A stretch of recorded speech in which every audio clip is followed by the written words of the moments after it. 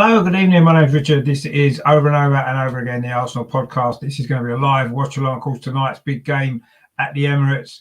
The return of an old hero, of course, Patrick Vieira managing Crystal Palace tonight against Arsenal. It's going to be a good game. Join me for full coverage after this.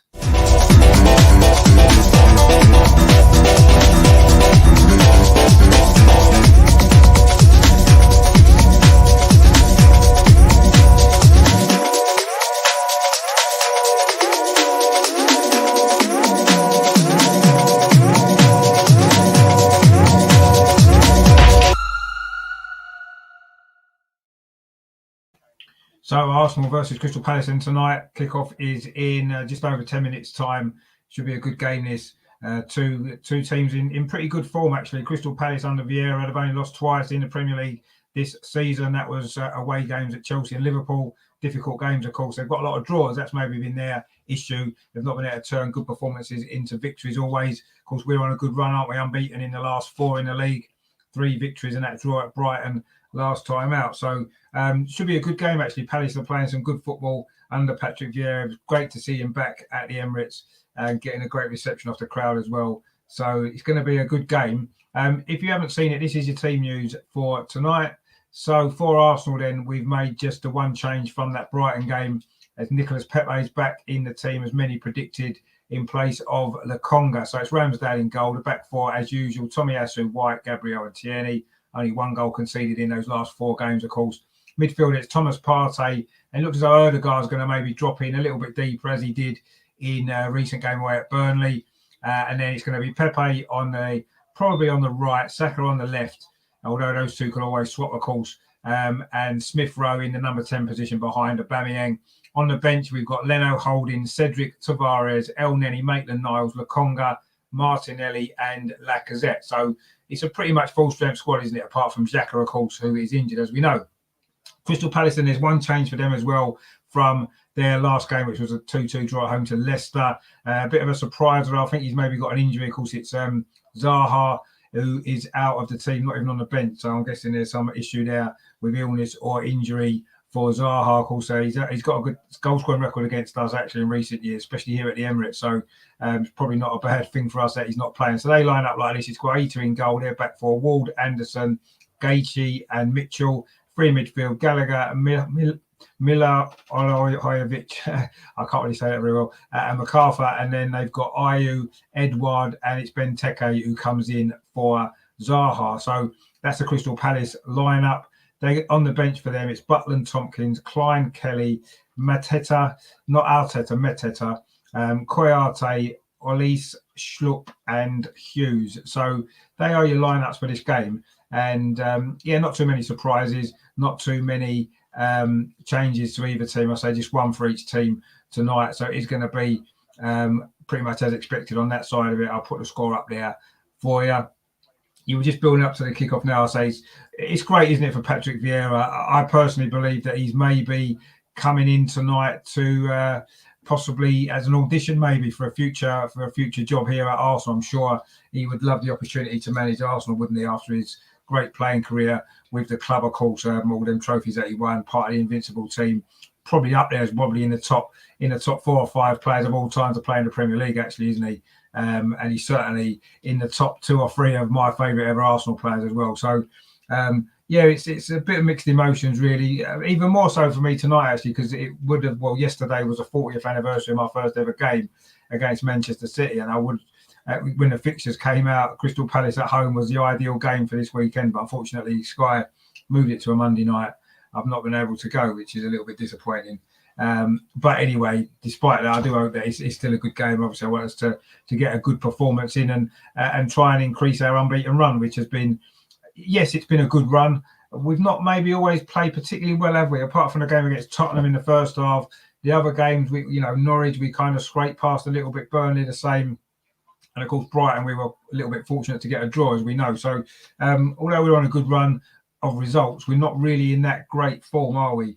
And I'd like to see a really good performance again for us, similar to how we played against Tottenham. And if we do that, against this Crystal Palace team, you'll imagine that we'll win and get the 3 points because, look, player for player, I think we're stronger than them. So we'll see.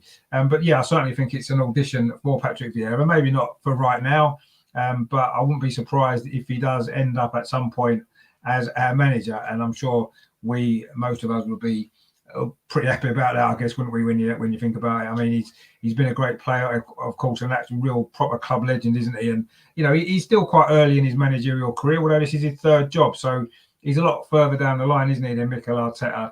And of course, he did play at Manchester City as well, didn't he? And coach there as well before, before he got into management. So there's a few similarities with Mikel Arteta in that sense as well. So yeah, I certainly think he'll be on Arsenal's radar for future, if at whatever point that Arteta maybe is no longer the manager, then I'm sure he'll be in the running as one of the possible guys to take over from him. But of course, that's assuming that that he does a good job at Palace. And I say the early signs for me have been good. I think they're playing some good football, and he's made them difficult to beat, hasn't he? I say only 2 defeats. And both of those, although they were 3-0 defeats at Chelsea and Liverpool, in both of those games actually played well. And they were maybe unfortunate to lose that many goals. So, I think it's going to be a tough game tonight. It is. I think they're going to make it difficult for us. And I think they've got a goal-scoring threat going forward. Yes, Zaha not being in the team's a massive bonus for us when you look at the record he's got against us as well in recent years. As we know, he's scored a lot of goals, hasn't he, in the past. So it's good that he's not playing. But yeah, we've got to be on our game today. We're going to have to be solid at the back. I know we have been solid at the back, haven't we? In recent games, we're going to have to be as solid again. Benteke, he doesn't score a lot of goals, but he does tend to score against us, doesn't he? As we know, and he does offer a real physical challenge, doesn't he? And we know that Ben White's maybe struggled against players like this so far in his Arsenal career. So hopefully he'll let Gabriel take care of Benteke. But of course, Edouard as well. Who's had a great start to his Crystal Palace career. Of course, he did score 2 goals against Tottenham, didn't he, on his debut, which we all enjoyed. But we're going to have to be watchful of him today as well. And although Ayew is another one, he doesn't score a lot of goals. He's a good player, and he can potentially cause us a few problems. He may well be coming up against Tomiyasu tonight, of course, depending on the way that Crystal Palace approach the game. I suppose without Zaha, they're going to have to, maybe Edouard might have to go a bit further wide with Benteke through the middle. Of course, Zaha would generally have played on that left-hand side, wouldn't he? So it would have been him up against Tomiyasu, which would have been an interesting battle, actually. But anyway, we'll see how that kind of plays out. Will it be Edouard maybe going up against him tonight? We'll see, or say maybe even Ayew. So that's certainly going to be one to look out for, isn't it, in this game? One of many little battles going on that, little individual battles in the team that's going to maybe be crucial as well, isn't it? Thomas Partey and Mihajlovic for Crystal Palace in the middle of the park. That's going to be a big battle as well, isn't it, to see who comes out on top there. Whoever wins a midfield battle tonight may well have the edge in this game. I say we may be playing a slightly different sort of system, aren't we, than we have done the last couple of games with the Conga dropped down to the bench and Pepe back in. He has got a decent goal scoring record against Crystal Palace. Pepe, of course, he did score, didn't he, twice at the end of last season in that 3-1 victory at Selhurst Park. And that may have influenced Arteta's decision maybe to put him in the team tonight, maybe. He knows he's got a decent record against them in the past. So, but he's in tonight. It's a big opportunity for him. He's not been playing much lately, has he? Since the kind of change of system, really, and the way that we've been playing, he's not been getting many opportunities. So it's a big chance for him tonight as well. And Smith Rowe as well, moving inside from the sort of wide position out on the left he's been playing. He's now gone back into the number 10. This is basically the team, isn't it, that played in the game against Burnley a few weeks ago when we won that game 1-0, hard-fought victory, of course, that was. And this is the same team, isn't it, that played that day, game that I went to. And we were solid that day, but we didn't really play that well going forward, did we? Let's hope tonight we can, produce a few more good opportunities to score goals and try to, offer more of a goal-scoring threat than we have done in recent weeks, really. So apart from that first half against Tottenham, all season we've been struggling, haven't we? Well, only 5 goals in 7 Premier League games. And I say 3 of those were in that first half against Tottenham. So you can see that's where the issues are. That's where the problems lie. And we do need to sort that out starting tonight. It's a big week, isn't it? Because if we win tonight and then we win on Friday against Aston Villa, of course, no one else is playing, are they, in the meantime? So I think that'll put us in the top 4, wouldn't it, with those 2 victories? Obviously, other teams will play at the weekend to maybe overtake us, but that would certainly be good, wouldn't it? So yeah, we're looking forward to seeing how this works out. We've got James in the chat there. James Johnson, how you doing, mate? Thanks for tuning in. He says, evening, mate. Just wanted to say hello before kickoff.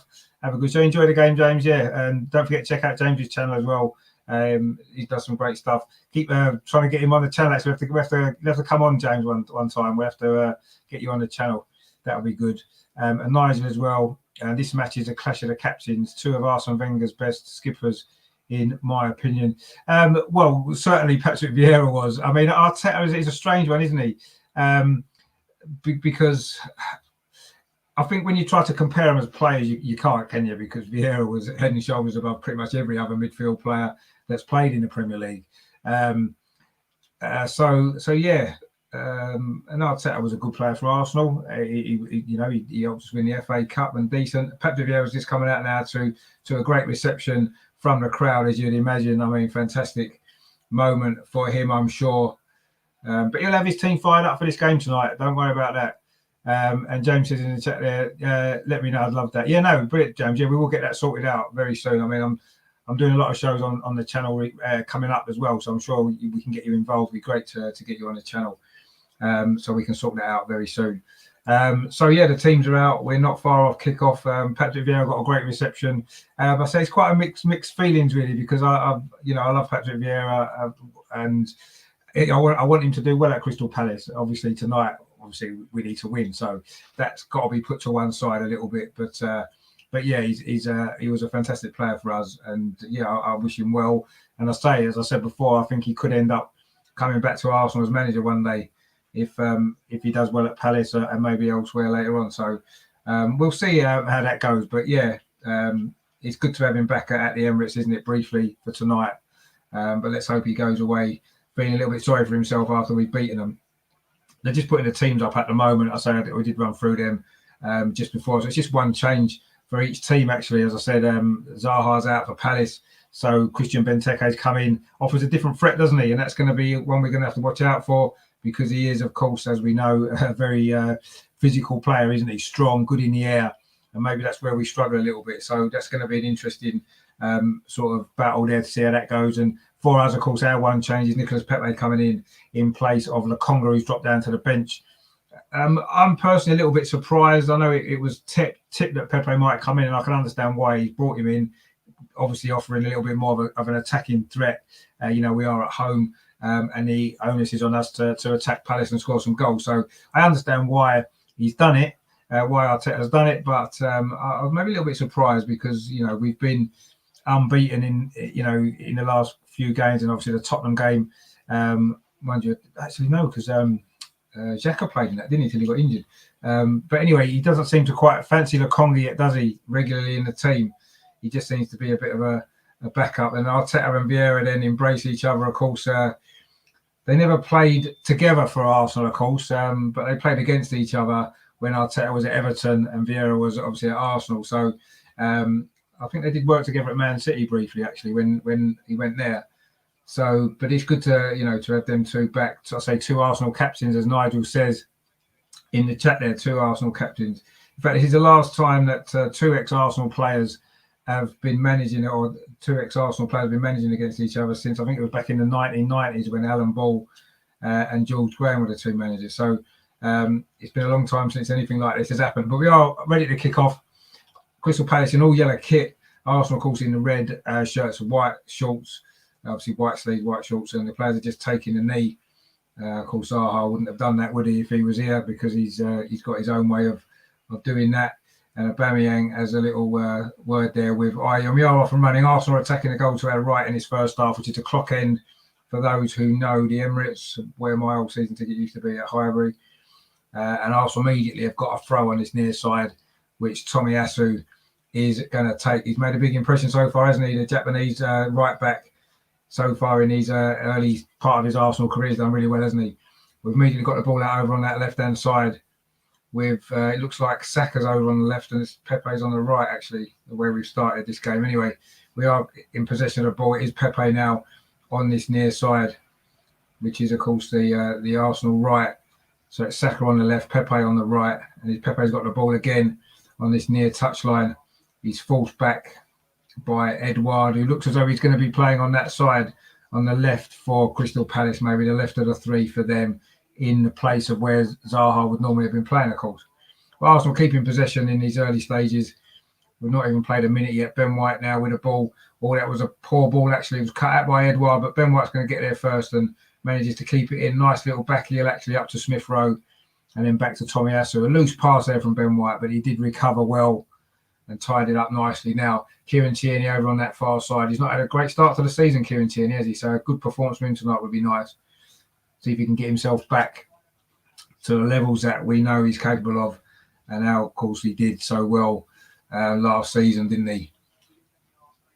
But we've won a throw now over on that far side. Crystal Palace have barely got a touch so far. These opening 90 seconds of this game. It's been all Arsenal possession, but so far it's all been in midfield. There's been no forward penetration from Arsenal at all. Gabriel now with the ball inside the Arsenal half, plays it over to that far side to Kieran Tierney. Then Gabriel gets it back. So it's all Arsenal possession, but nothing going forward as yet. Tierney again over on that far side, right on the touchline. Again, that's a loose ball there, though, given away by Arsenal. Now it's Benteke steaming through the middle there. It's a good tackle, actually, by Thomas Partey, helping out there. I'm not sure who gave the ball away in the build-up to that. It might have been Ødegaard. That was a dangerous moment, actually. Benteke came in, run towards the Arsenal penalty area, but a great recovery tackle from Thomas Partey, doing that job there just in front of the back four. And he was needed there. Now Crystal Palace have got their first real spell of possession, actually. Again, they're just playing it around at the back. It's gone back to goalkeeper Guaita. And he's got it back again, Guaita. He's put under a bit of pressure there, actually, from Aubameyang. And he kicks it up this near side, which is kept in, actually, by Edouard. He did well there. And now he's gone on a run. He's got the wrong side of Tomiyasu briefly, but Tomiyasu's back really well. Strong defending from Tomiyasu there. Looked like that Edouard had just got the wrong side of him there down this near side, but Tomiyasu did well, got back, won the ball and got it back to Aaron Ramsdale. Of course, he's only conceded that one goal so far for Arsenal, hasn't he? That the goal that Son scored for Spurs here in our last home game, late on in that game. Consolation it was, of course, for Tottenham. Other than that, he's clean sheets all the way. Let's hope for another one tonight. That's a good ball, actually, from Ramsdale into the midfield to Smith Rowe. He's got Pepe on this near side. He finds Pepe, tries to get past Tyrese Mitchell there, but Mitchell does well and then wins a throw off Pepe. That's going to be an interesting battle as well, isn't it? Mitchell's having a good season for Crystal Palace, the left back, and he's going to have to have a good game, isn't he, to keep Nicolas Pepe quiet. But Pepe can be quite easy to read on this right hand side when he always wants to cut in on his left foot, and as long as Mitchell can read that, he's not going to have too many problems there. We've won a throw in the attacking third of the pitch now on this near side with Tomiyasu, who's going to take this. He's just wiping the ball. It has been raining in North London this evening. He's just about to take his throw, Tomiyasu now. He's waiting for there's lots of movement in front of him, but he's taking his time. Surely the referee, Mike Dean, isn't going to like this. He's going to want him to get on with it. Anyway, he goes up the line to Nicolas Pepe, who manages to keep the ball in. And it's gone out for another Arsenal throw right by the corner flag, which Tomiyasu is again going to take. Kevin's in the chat there. How you doing, Kevin? Thanks for tuning in. Hope you're well. And it is a throw, I can say, to Arsenal. Tomiyasu just by the corner flag. Again, he finds Nicolas Pepe, but he's managed to win the ball back. Actually, Pepe looked like he'd lost it. And Arsenal won a third throw in a very similar position down this near side in line with the Crystal Palace penalty area. We aren't really getting anywhere with this attack so far, but we are keeping the pressure on at least. Tomiyasu this time throws it back to Thomas Partey, who's immediately tackled there by Conor Gallagher, of course, on loan from Chelsea. Made a good start to his life at Crystal Palace, hasn't he? Them 2 goals he got at West Ham, of course, recently in that 2-2 draw. Their last London derby away from home. In fact, that's the only point they've picked up away from home, actually. Under Roy Hodgson, Crystal Palace tended to have quite a good away record, playing on the counter-attack. But I think, Vieira's changing their style a little bit more. But we just won a free kick. It was a foul, I think, on Ødegaard. And it's about 10 yards inside this near touchline, which Tomiyasu takes quickly to Thomas Partey, switches it over to the far side to Kieran Tierney. It was a little bit behind him and he's forced back into his own half. And then he finds Gabriel, who just plays a simple ball to Ben White. And then Ben White gives it back to Gabriel, who strides forward now towards halfway, plays a ball over the top looking for Saka down his left-hand side. He's got Kieran Tierney outside him. Saka instead drills a ball in towards Aubameyang. Good header out actually by Crystal Palace defender. I think it might have been Anderson. But Arsenal picked up a loose ball again. That was a good play that was from Arsenal. Good crossing from Saka there, looking for Aubameyang, but a good defensive header that was from Crystal Palace. At least that time we got him behind the Crystal Palace defence briefly. Tierney again out on that far side. Cuts in, finds Thomas Partey. Is he going to shoot from distance? No, he's not. He plays it into Smith Rowe, but the ball just bounces off Smith Rowe there. But Arsenal do pick it up again. And now it's back out wide with Saka on that left-hand side. Saka goes past the fullback as he gets to the byline, tries to get a crossing, but it's deflected behind. It's going to be a corner. That was Ward, Joel Ward there with the good defensive work actually there from the fullback for Crystal Palace. But he's going to be a corner to Arsenal. First corner of the game over on that far side. Just over 6.5 minutes played. It's still Arsenal 0, Crystal Palace 0. But we do have this first corner, which it looks like Ødegaard is going to take from over on that far side. I don't have a lot of players in the box, actually. But anyway, the corner comes in towards the edge of the 6-yard box. It goes all the way across. But Pepe's going to pick this up, keeps it in on this near side. Nicolas Pepe plays it back, gets a nice 1-2 there. Pepe again inside the penalty, plays it to the far post. That's a good save, but it's in the rebound. Aubameyang. It's 1-0, 7 minutes gone. The perfect start from Arsenal. Nicolas Pepe with the initial shot from out on that right-hand side, cutting on his left foot. It was a good save, actually, from Guaita, but it came out to the far post. And there was Aubameyang, where you want your centre-forward to be, getting on the end of those chances. A nice, simple tapping for him. It was a little bit of a tight angle, but it's a sort of chance you would expect him to score. And it is 1-0. In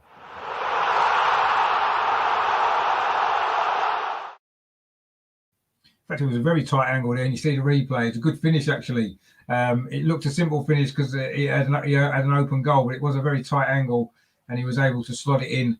A great goal that was from Aubameyang, and that's his third Premier League goal of the season.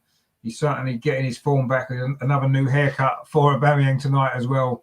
He certainly likes his haircuts, doesn't he? He did his usual flip celebration there, which was good. We haven't seen enough of that, have we, in the last year or so? But that was a well-taken goal, actually. Good play from Pepe as well. Back in the side tonight, Nicolas Pepe, of course. And he created that goal. It was a good run, cutting him from that right-hand side, and a great shot across. Kevin says there, Tierney playing so forward, looks like we'll concentrate on their right. Yeah, possibly. I think Joel Ward's probably their weakest defender, isn't he? And Kevin there says, yeah, good. And that was a decent goal there as well. So Vieira's got a little bit to think about, hasn't he, on his return to Arsenal. First time he's managed against us in his career. And he already finds himself 1-0 down after, 7 minutes. So a good start from Arsenal. But let's not forget, Crystal Palace have come back from 2-0 down in their last game against Leicester. They've tended to be a second-half team, haven't they, actually? Their substitutes tend to come on and make an impression. They've got one or two dangerous players on the bench, but Palace coming forward now with Conor Gallagher down this near side. He's done well, actually. Good defensive play that from Nicolas Pepe. He's had a good start to this game. Let's hope he can keep it going because he tends to be quite inconsistent, doesn't he? Even in the inside games, he'll do one or two great things and then he'll spend 5 minutes falling over his own feet. Let's hope he can get a decent, consistent performance tonight. He certainly started well. But that was a ball flicked on from the goalkeeper there. It's flicked on by Edouard, but Benteke wasn't close enough to him. And it's gone all the way through to Ben White. Regendra's in the chat there. He says 1-0, 1-0 to the Arsenal. Oh, yeah, of course, I've got me 1-0, haven't I? I keep forgetting I've got that. I'm going to play that.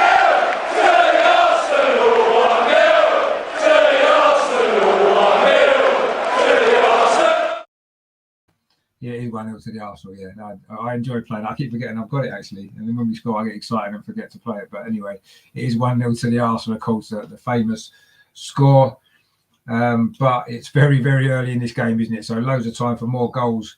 And obviously a lot of time for Crystal Palace still to find a way back. But Arsenal, good start this has been, actually. Really good start. Not quite as high intensity as the start against Tottenham, but it's been a good start. And we've dominated this opening 10 minutes. and got the goal as well. And I say a well-worked goal it was as well, and well finished from Aubameyang, because it was a tight angle, and he did well there to get that in and give us this lead. And I say, let's hope it's going to be a better season from Aubameyang. Certainly the signs are good. I think he scored, is it 6 in 7 appearances this season, if you include the Carabao Cup, of course, that hat-trick against West Brom. But even so, it's still 3 in the Premier League as well. I think he's only played 6 times, hasn't he? So that's not a bad start, is it, goal scoring wise? And he's still got plenty of time in this game to get more as well, hasn't he? But Arsenal showing good desire to win the ball back there. That was Ødegaard. Crystal Palace were claiming a foul, but Mike Dean says no, and we carry on with possession with Ødegaard again. Now it's with Thomas Partey inside the centre circle. Finds Ben White. Plays it to this near side to Nicolas Pepe. Plays it back to Partey. This is nice from Arsenal, but Tomiyasu there. Bit of a loose pass from him to Conor Gallagher in midfield. Great tackle back there from Aubameyang. Great defensive work. Now we've got a chance for a counter-attack. Nicolas Pepe now down this near side. Of course, he created that goal, didn't he? But that was good play back there from MacArthur, who won the ball back. And now Palace can complete the clearance. That was great work there from Aubameyang. He's been criticised, hasn't he, for not working hard enough. But he did really well there. Won the ball back to stop that Crystal Palace counter-attack. And it almost led to a chance for Arsenal. But now Crystal Palace are on the break with Edouard running at the heart of the Arsenal defence. He's got Christian Benteke just on the edge of the penalty area. Benteke is now inside the penalty area. Tries to go through 2 Arsenal players. He goes down, claiming a penalty, but he was looking for that. Mike Dean's not interested, and the ball goes through to Aaron Ramsdale. A little bit of a dangerous moment, though, that from Arsenal. Edouard was allowed to run a long way with the ball without being challenged. He got to the edge of the penalty area, found his partner, Benteke. He tried to bulldoze his way past 2 defenders. And in the end, he threw himself to the ground looking for a penalty, but it never was. And even with Mike Dean's likes giving a penalty, doesn't he? Even he wasn't interested. So that shows that it clearly wasn't a penalty. Crystal Palace have picked up possession again. But that was the first real dangerous moment there. Rajendra says the signs showing good passing. No, we are. We've started this game pretty well, actually. We're working hard. Pepe again doing some good defensive work, as well as creating that moment for the goal as well. So he certainly had a big influence in this opening 13 minutes. Now through the midfield, it's Ødegaard. He's got Kieran Tierney coming forward now down his far side. That's a good ball to Smith Rowe. He just waited for it to come to him, and I think it was Mitchell got back there to get there first. But if Smith Rowe had got onto that ball, he would have been in the penalty area and maybe with an opportunity to score. But they're just showing the Benteke incident now. He tried to get through. Thomas Partey came across him, actually. But he was trying to go between the 2 players. It was never a penalty. Although he looked a bit upset he wasn't given. Aubameyang's now gone down, actually, which is a bit of a worry. Just on the edge of the Crystal Palace penalty area. He's going to have to receive some treatment, I think. It looks like possibly an ankle injury. He is getting some treatment now. I don't know if it was when he just went back a minute ago to make that tackle, actually. But that'd be a blow, wouldn't it, if he has to go off having scored that goal. In fact, it was in that tackle that he did. Must have been from that. It was a good tackle on Gallagher, actually. Oh, no, he got caught on afterwards, actually, from Mihailovic. Just caught him from behind. Accidentally, it looked like, to be fair. But he is receiving treatment currently for an ankle injury. So just on the edge of the Crystal Palace penalty area. But he's back on his feet again. And it looks as though he's going to be okay to continue. They're just showing the goal again. And actually, it was quite a simple finish. It maybe looked as though the angle was a bit tight, and it was. But anyway, you've got to be on hand to put them in.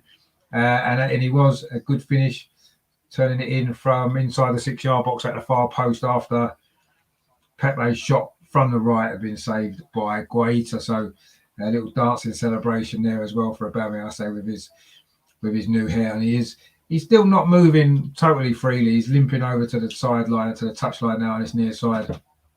He's having a treatment, and he will be fit to resume anyway, which is good news. We don't want Aubameyang to be off having scored that goal already in this game. But Crystal Palace did have a throw there, and they have kept possession from that throw in their own area. Mitchell now, and it wasn't Mitchell actually, it was Guic. But Palace are now coming forward down that far side. The ball's played in to Benteke, wasn't it? Ayew done well actually, but now Arsenal won the ball back up high up the pitch. Smith Rowe running at the Palace defence. He's now got Pepe, who's very central. He tried to play the ball through there, but it's gone out for... Actually, it's a corner that was deflected. It's going to be a corner to Arsenal over on that far side. Regenda says there, I've seen blocking allowed in the Premier League last few games. Yeah, I mean, it wasn't really blocking. He tried to run through the two, didn't he? And, you know, it was... You're never going to get a penalty for that, I don't think, ever.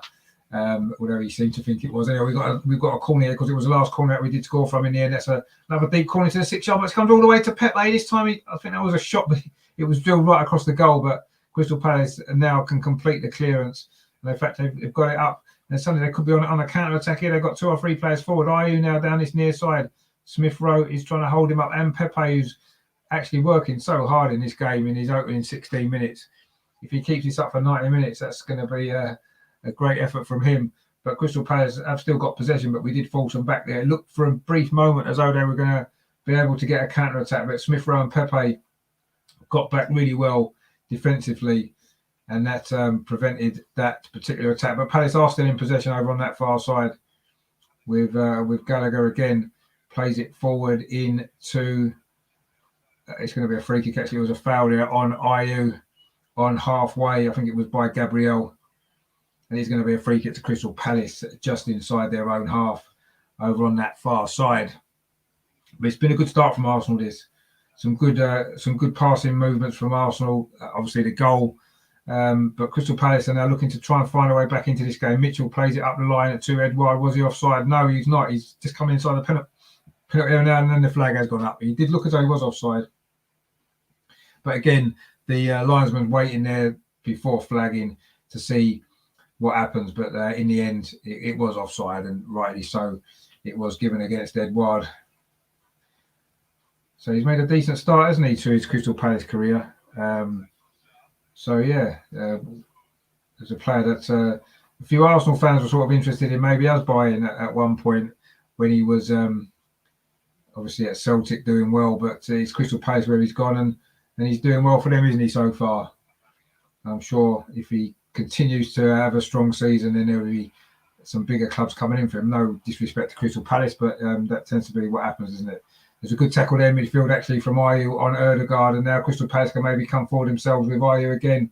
He's got Mitchell here outside him on this near side for Crystal Palace. Is down the left-hand side, their left back Mitchell. Again, we force it back to Mihajlovic, and now it's back in Crystal Palace's half with Anderson. Now they're coming forward again down this near side with MacArthur. Now it's with Anderson again. Plays it out to the far side to Joel Ward.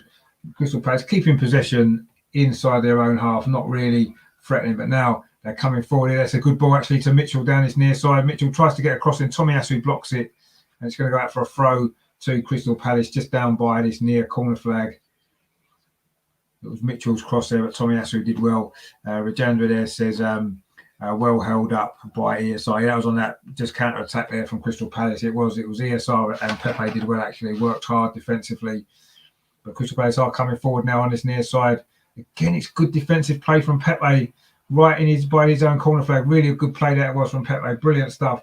ESR's clearance there only falls to Anderson in the Crystal Palace defence. And again, working hard up front there, Aubameyang as well, trying to press the Crystal Palace defence. But that's a long ball over the top, and it's a header away from Tomiyasu. It's going to be a throw to Crystal Palace on this near side, which they take quickly. This has been a good spell from Palace, actually, these last few minutes. They're getting a bit of possession of the ball, knocking it around well. And they've had one or two moments where, I wouldn't exactly say they've been panicked moments for us, but there's certainly been one or two worrying signs in the last few minutes actually from Palace. They've started to really get a grip of this game. Mitchell then plays the ball down towards Edouard. Ben White comes across well covered there, and he finds Nicolas Pepe again. But this time Pepe's defensive work doesn't go too well. He gave the ball cheaply back to Edouard there, and Palace have kept possession here in midfield. That was a little bit sloppy from Pepe after his good defensive work up until then. And Palace do now have the ball. MacArthur swings it across to the far side. It was Benteke's header there wasn't very good, and he's looking for Ayew, but that's gone out for a throw to Arsenal over on the far side. Nigel says absolute twinkle toes from Pepe. Yeah, no, he's doing well actually, isn't he, at the moment? So apart from that, just that little mistake he just made. Other than that, he's had a great game. He's had a great first 20 minutes. Nicolas Pepe calls a big part in the goal as well. But I've been more impressed with his defensive work actually, working really hard, and brilliant from him so far. That ball's played forward there. Nice touch from Aubameyang as he was falling. Found Thomas Partey and he was fouled. No, but Mike Dean says play on because we've got the ball with Ødegaard. He plays it out to Aubameyang over on that far side. Arsenal's left. Chips the ball towards the far post to Pepe. He's inside the box. His touch was just a little bit loose on his chest. Enabled Mitchell to get the clearance in. Tomiyasu there tries to play it forward up the line. Wasn't really to anyone in particular. He looks a little bit shaky actually, Tomiyasu, in these early stages of this game. Seems to be lacking a little bit of confidence, which is a surprise because he's had a great start to his Arsenal career. But anyway, I'm sure he'll settle down and be fine. But yeah, he just looked a little bit shaky in possession of the ball, a little bit unsure, which we haven't seen from him so far because I say he's been so good. Again, good pressing out from Arsenal. That was from Tierney, and we have won the ball back. It's Saka now over on that far side, plays it in to Emile Smith-Rowe. He's going to try a shot from the edge of the box. He does, but it's a good save actually from Guaita. Comfortable save from the Palace goalkeeper. But again, it's Arsenal pressing out the pitch. It was Tierney initially, and then Saka won the ball. Palace were claiming a foul, but it wasn't. Saka did well, found his mate ESR, and he shot from about 20 yards. Low shot down towards Guaita's right-hand side. A fairly comfortable save for the goalkeeper, but that was good play from Arsenal, good pressing. And it's created another opportunity to get the second goal. Partey now have a long ball, looking for Pepe down his near side, but he's not going to get there. And Guaita's out to clear the danger away for Crystal Palace. Mixing the play up well there, Arsenal, from pressing high up the pitch. Nice sharp passing into a long ball over the top from Partey, looking for the pace of Pepe. So we're playing with a little bit more variation to our play so far in this game. Something that we haven't seen enough from Arsenal actually under Arteta. And if this is a sign of things to come, then certainly that will be a massive step in the right direction. And this opening 23 minutes has been a step in a good direction. But Palace are coming forward now, looking to try to get a goal. It's in behind here with Edouard, plays it back to the edge of the box to Conor Gallagher. Shots on the turn, but it's straight at Aaron Ramsdale. But that's the first shot Crystal Palace have had in this game. It was Conor Gallagher there. A swift attack there from Crystal Palace, actually. They did well. Edouard got in behind Gabriel briefly. In fact, it was Ben Teke, I think it was, and then came to Gallagher on the edge of the penalty area. And his shot on the turn was comfortable for Aaron Ramsdale. That's the first shot Crystal Palace have had, 23 minutes played. Arsenal 1, Palace 0. Good start from Arsenal. Bright start. Took the lead after just 6 minutes with that goal from Aubameyang from a Pepe shot that was pushed out by the Palace goalkeeper, Guaita. Tomiyasu there again, another aimless ball. He was looking for Aubameyang, but it was nowhere near good enough. And again, Tomiyasu's conceded possession a bit cheaply. Not great start, I say, from the Japanese right back. But Crystal Palace just given the ball away there straight to Ødegaard. He finds Smith-Rowe. Now Saka back to Smith-Rowe. This is nice passing from Arsenal. Smith-Rowe to Thomas Partey. Is he going to shoot from the edge of the box? He does. It actually strikes his own teammate Aubameyang. Actually, he's never going to score, is he, Thomas Partey, at this rate? That was a strike. I mean, whether that would have been on target, I'm not sure. But he did strike Aubameyang on the back, just on the edge of the penalty area, and Crystal Palace can now try to come forward. Tomiyasu there, but again, a loose touch from Tomiyasu, and Edouard has pinched the ball off him and swung it across to the far side, but it's cut out by Kieran Tierney now. Arsenal come forward with Saka, now Tierney again down that left-hand side. Oh dear, that's not a very good ball at all from Tierney. It's gone straight into the arms of the goalkeeper. And Kevin says there, Tomiyasu got his work cut out tonight. Well, no, he has. He hasn't really helped himself, has he? He's not been his usual self, actually, so far. I don't know, did he play in the internationals? And has he maybe flown back a bit late? Because he looks a bit leggy. He looks a bit lacking a bit of confidence. I don't know whether it's to do with the fact that he's been away with Japan, maybe. Anyway, they're coming forward again down this near side, Crystal Palace. That's where the threats have come from. But Pepe's done well, actually, to cover again for Tomiyasu. He's helping him out well here tonight so far. And he's needed to as well, because that looks like that's going to be our danger area at the moment. Ødegaard now very, very deep. Of course, playing slightly deeper role tonight, isn't he? With Lokonga dropped down to the bench. Ødegaard's got the ball again. Gives it back to Gabriel just on the edge of the Arsenal penalty area. Now he goes over to that far side to Kieran Tierney, right on the touchline, plays it into Ødegaard again, into Thomas Partey, and then plays it into Ben White. Ben White does well there, brings the ball forward. This is what Ben White's good at. He then plays the ball to this near side to Smith Rowe. Pepe let it run.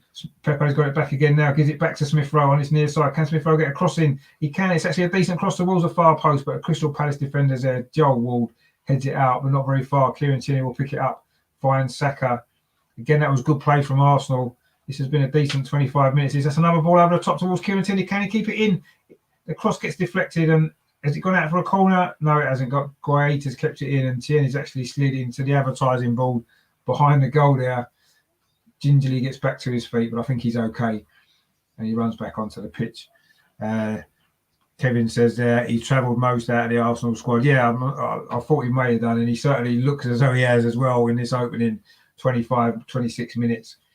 He has looked a little bit off the pace, but anyway, we'll maybe forgive him if he's travelled to Japan. You have to say, if a player's not 100% fit, they shouldn't really be playing, should they? But anyway, it's not like we've got a lot of options at right back, I suppose. Maybe Maitland-Niles on the bench was one, but you don't make changes to a defence that's been doing well there, I suppose, unless you really, really have to.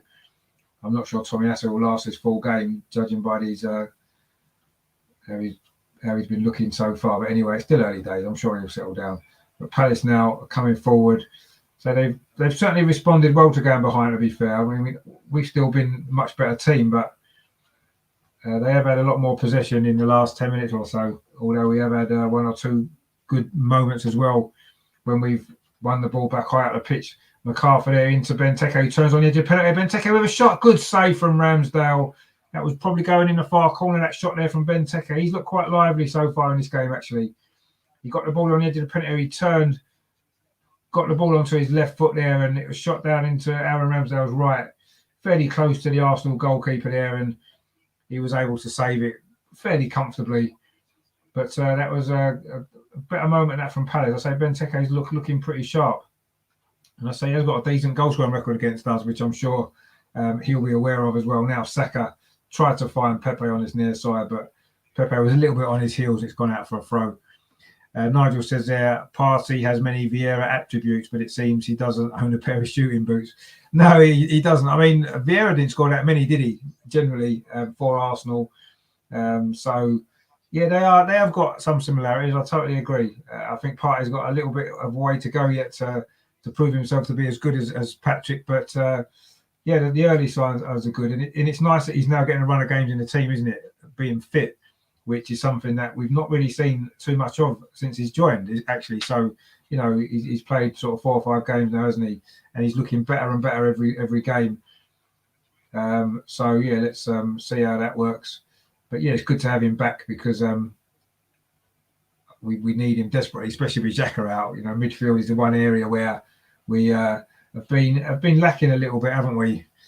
So it's interesting that he's back in the team. It's just a strange formation, maybe with Ødegaard dropping in into that midfield instead of Lokonga, who's maybe more naturally suited to that role. But it maybe is better for us going forward, and it's certainly been the case so far in this game. But Palace are now coming forward themselves. If Ayew down that far side, he's won a free kick. Actually, it was Ødegaard with the push in the back. It was, I think, there. It's going to be a free kick to Crystal Palace, just on the edge of the penalty area over on that far side. Dangerous moment is. It was a foul. Ødegaard's put his leg across, didn't get the ball, and brought down Jordan Ayew. And as I say, this could be a dangerous moment. We know what Benteke's like in the air, don't we? If the delivery comes in, and Benteke's obviously in there, waiting to get on the end of one of these crosses, this is going to be a dangerous moment for Arsenal. I think it's going to be Mihailovic with this free kick over on that far side. Crystal Palace's right. Benteke is in there. He's going to be looking for this ball, isn't he?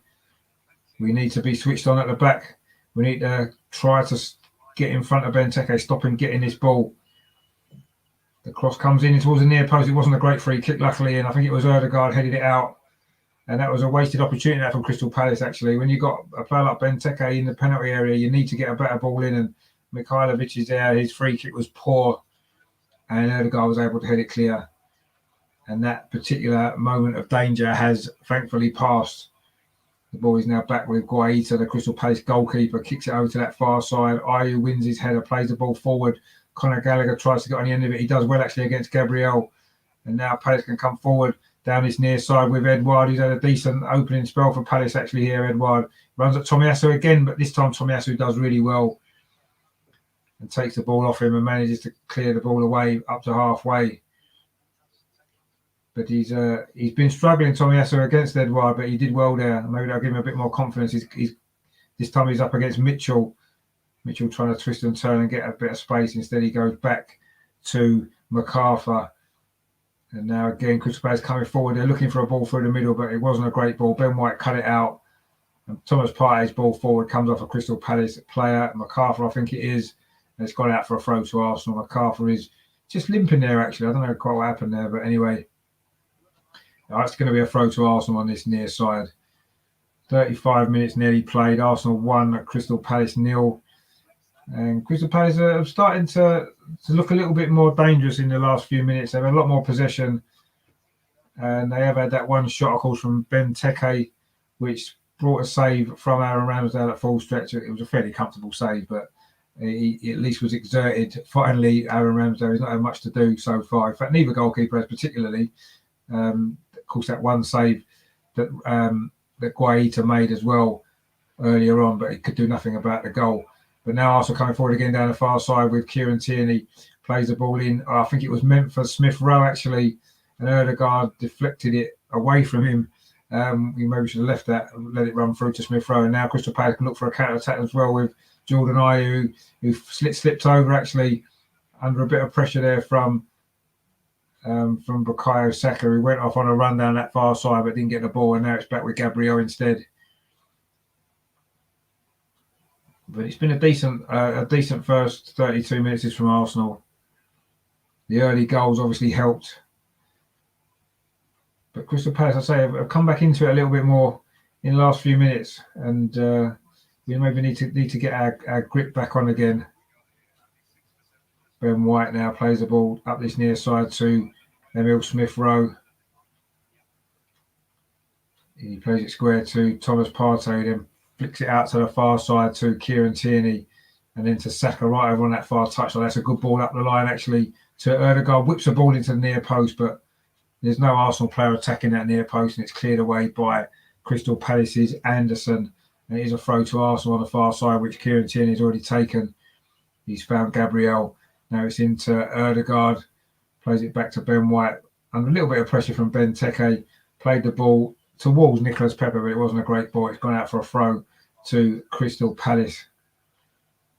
Ben White's done okay so far against the physical challenge of Benteke. I was a little bit concerned that may have caused him a few problems, but he's defended well against him so far.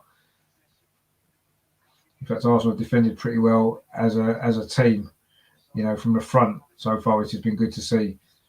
Gabriel there makes an interception, heads the ball out for a throw to Crystal Palace on halfway over on the far side, which they take quickly with Jordan Ayew. Now Mihailovic on halfway line. He's forced back to Anderson. Crystal Palace trying to build an attack of their own now. Plays the ball down to this near side to Getchi. And now Crystal Palace coming forward with MacArthur. Mihailovic now. Palace keeping possession well, but can they create a chance? Arsenal have got everyone behind the ball, making it really difficult for Crystal Palace. This has been a feature of our last few games, hasn't it? What we're doing out of possession. That was a loose ball there, but Thomas Partey has fallen to Mitchell on this near side. He pulls the ball back to the edge of the penalty area. Shot comes in. It's over the top of the crossbar there. That was a chance there. It was the ball came to Mitchell over on this near side. Thomas Partey couldn't quite cut it out. In fact, he just deflected it again. Tomiyasu was asleep a little bit there. Mitchell pulled the ball back to Edouard, about 12 yards out. Shot on the turn. It was a little bit behind him actually. Difficult shot, and it's gone over the top, comfortably over the top. But Tomiyasu again, not really at the races there. He was caught on his heels, and Mitchell got in behind him, pulled the ball back, but it was a little bit too far behind Edouard, and he shot over the crossbar. But I say it's much better from Crystal Palace actually after a really bright start from Arsenal. And we got that goal, but I say the last 5-10 minutes, Crystal Palace have certainly come back into this game. They've had one or two opportunities, but we still look pretty dangerous on the counter attack when we break quickly on Crystal Palace. So this game's finely balanced at the moment, actually. Difficult to know what way it's going to go. We could certainly do with holding this lead until half-time at least anyway, but Crystal Palace coming forward again with Edouard. He's had a great game, actually, for Crystal Palace. Steens forward on the edge of the box. Tries to play it out to the near side to Mitchell. Just maybe overhit the pass slightly. Thought Edouard might have gone and had a shot then. He'd done really well, actually. But Mitchell now on this near side. Tomiyasu forces him back and he's gone to MacArthur. But again, Crystal Palace have come forward there with intent. A great run from Edouard. He looks a good player, this boy. Can understand why so many Arsenal fans may be interested in us signing him. I know the Scottish League is different, but of course, look at the impact Kieran Tierney's had coming from the same club, of course. And now Edouard again on the ball for Crystal Palace. He has been their standout player. He's got the ball back again. That's a loose touch, actually, just as I said that. And Smith Rowe can take it off it. But now Smith Rowe can try and come forward for Arsenal down this near side. That's great play from Smith Rowe. And then he was fouled, was he, by MacArthur? Mike Dean says play on because we have got the ball. We didn't give it away. And Crystal Palace have now that advantage hasn't really got in our favour, actually. And that's a great tackle from Thomas Partey. And Kieran Tierney completes the clearance. And I think the referee is going to have a word with MacArthur now for that earlier foul. I don't know if he's going to book him. He is speaking to the Crystal Palace midfield player. Aubameyang is speaking to the referee as well. But the referee is explaining there that he was letting the play go. It was an advantage to Arsenal. That was actually decent refereeing from Mike Dean for a change. It was a foul. I don't think there's any doubt about it. Smith Rowe got away from MacArthur at first, and then MacArthur did push him in the back.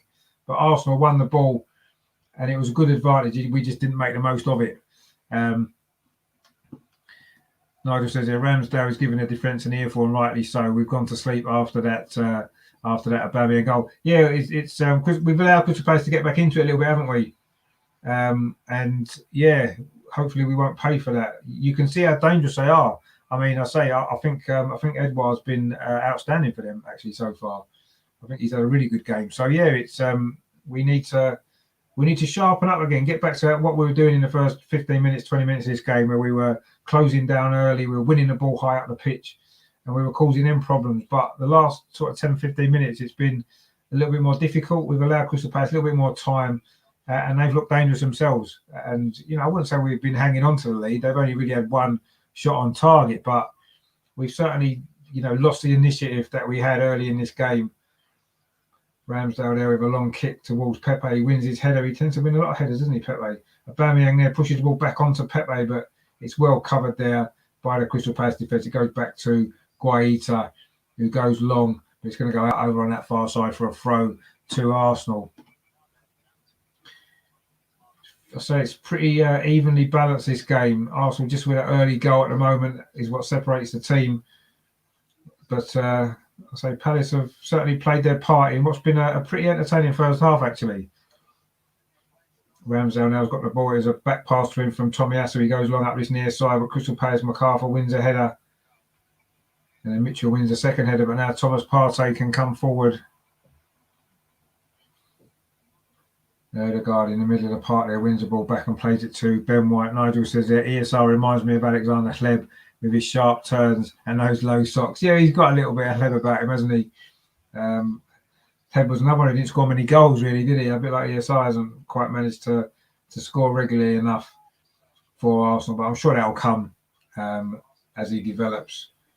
He gets himself into some good positions sometimes. That game against Brighton, of course, last time out, where he had that great chance, didn't he, to score. And, I'm sure that he will add goals to his game. And if he does, he's going to be a fantastic player, isn't he?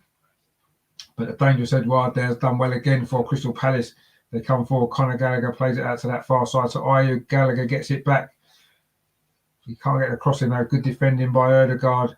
He's actually done quite well defensively as a midfield player, which you maybe wouldn't have associated with him. We were looking at him as a number 10, an attacking player. And maybe you can see perhaps one of the reasons why Ozil never got much of a look in under Arteta. If he wants his number 10s to do the sort of job that Odegaard's doing tonight, and as he has done in previous games as well, you can see why Ozil wasn't going to be the right player for that position, because there's no way he would thrive in that sort of a role, would he, Ozil? But Odegaard's doing well there, actually. You have to give him credit for that, because it isn't what you would have expected him to play. Now, Crystal Palace got across to the box there with Mitchell. Of course, Benteke wins it, as you would expect, but Arsenal do deal with a second ball. but we can't quite get going at the minute. We can't get out of our half. Even when we try to counter-attack, Crystal Palace get the ball again. That's another dangerous cross on that right-hand side. And Ramsdale punches the ball out. But again, Crystal Palace pick up the second ball. Mitchell now on the edge of the penalty. Oh, that was a loose touch. And Tomiyasu can hoof the ball forward. It's only really Saka in an advanced position for Arsenal when the ball's gone through to goalkeeper Guaita. But Arsenal just can't get any possession of the ball at all at the minute. Now we're trying to press Crystal Palace back. Pepe tries to press, but the ball goes long over him. And I think it's an offside, is it? No, the referee allows play to go on. Benteke is chasing the ball down as it goes back towards Ramsdale. 4 minutes left of this first half, which is really started to drift away from Arsenal a little bit after a really bright, positive start. Crystal Palace now doing all the attacking, and they've just won a free kick. And it's a yellow card for Thomas Partey, that foul there on Ayew. I think that's more, or was it Saka? It was Saka, I think, with a foul. Surprised he got a yellow card for that. I thought he might have been Partey because he's maybe done 2 or 3 fouls already. But no, it was Saka. He just ran past him and brought him down. And I think as Thomas Partey is pointing out to the referee, that's his first foul. Seems harsh to get a yellow card for that. But anyway, Saka has been booked for that. So he needs to be a bit careful now. Harsh booking that. But it is a free kick to Crystal Palace midway inside Arsenal's half. Just slightly over to that right-hand side. Mihajlovic takes it again. Plays it to this near side. The header comes in. It's back in towards the penalty area. Edouard went up. But there's an Arsenal player gone down the edge of the box. There's a little bit of pushing and shoving now. I think it might be... I don't know who's gone down there, actually. I think it might be Saka. Not quite sure what happened there, actually. To be totally honest. But Saka's gone down, holding his ankle or his calf. There was a little bit of pushing and shoving there, actually. Just on the edge of the Arsenal penalty. We'll see more now. The header came in first of all. It was then Thomas Partey headed it away. Or it was McCarthy there. Saka went to clear the ball, went through the back of his leg. It was Tierney's header away, actually. It was a good header. And then Saka cleared it. Oh, that's terrible for McCarthy. That if the referee sees that, or if it goes to VAR, that could be a red card. As Saka cleared the ball away, he just wiped him out. It's actually a yellow card for McCarthy. He's a little bit lucky there, actually, because he could have got a yellow card, couldn't he? Not that long ago for that foul on Smith Rowe, when Mike Dean played an advantage. That was a horrible foul there, actually. That was terrible. And he's maybe lucky to get away with a yellow card there, James McCarthy. He's still getting treatment inside the D on the edge of the Arsenal penalty area, Bukayo Saka. That looked nasty, that. It was his standing leg as well as he cleared the ball away. And he went through the back, sort of high on the back of his calf, McCarthy. That was a nasty tackle, that. I'm not sure if he meant any harm, but it certainly was a horrible tackle. And Nigel says, yeah, that is assault on our style. But well, it is. And I don't know whether VAR have looked at that, but, you know, you could easily see that being a red card, couldn't you? You could easily have seen that being given as a red card. When you saw the replay at first, I didn't really see what had happened, but when you see the replay, that was horrible. Luckily, Saka is back on his feet again, although he's not moving very clearly, very smoothly at all. He's hobbling over to that far side. We are only, a minute and a half or so away from half time, so I'm sure they won't make any changes until at least half time. Get him some more treatment during the break, and hopefully he'll be okay. Especially bearing in mind we've got a game on Friday night as well, of course, against Aston Villa. Strange schedule for us. We didn't play a lot last weekend because of the international break, and we've got 2 weekends without a game in a row now. But anyway, Saka has gone over to that far side. He's still not moving very freely at all. We are going to have a free kick inside the D, which Ramsdale's going to take. He goes long, very long. But it's a Crystal Palace head, not really under any pressure, actually.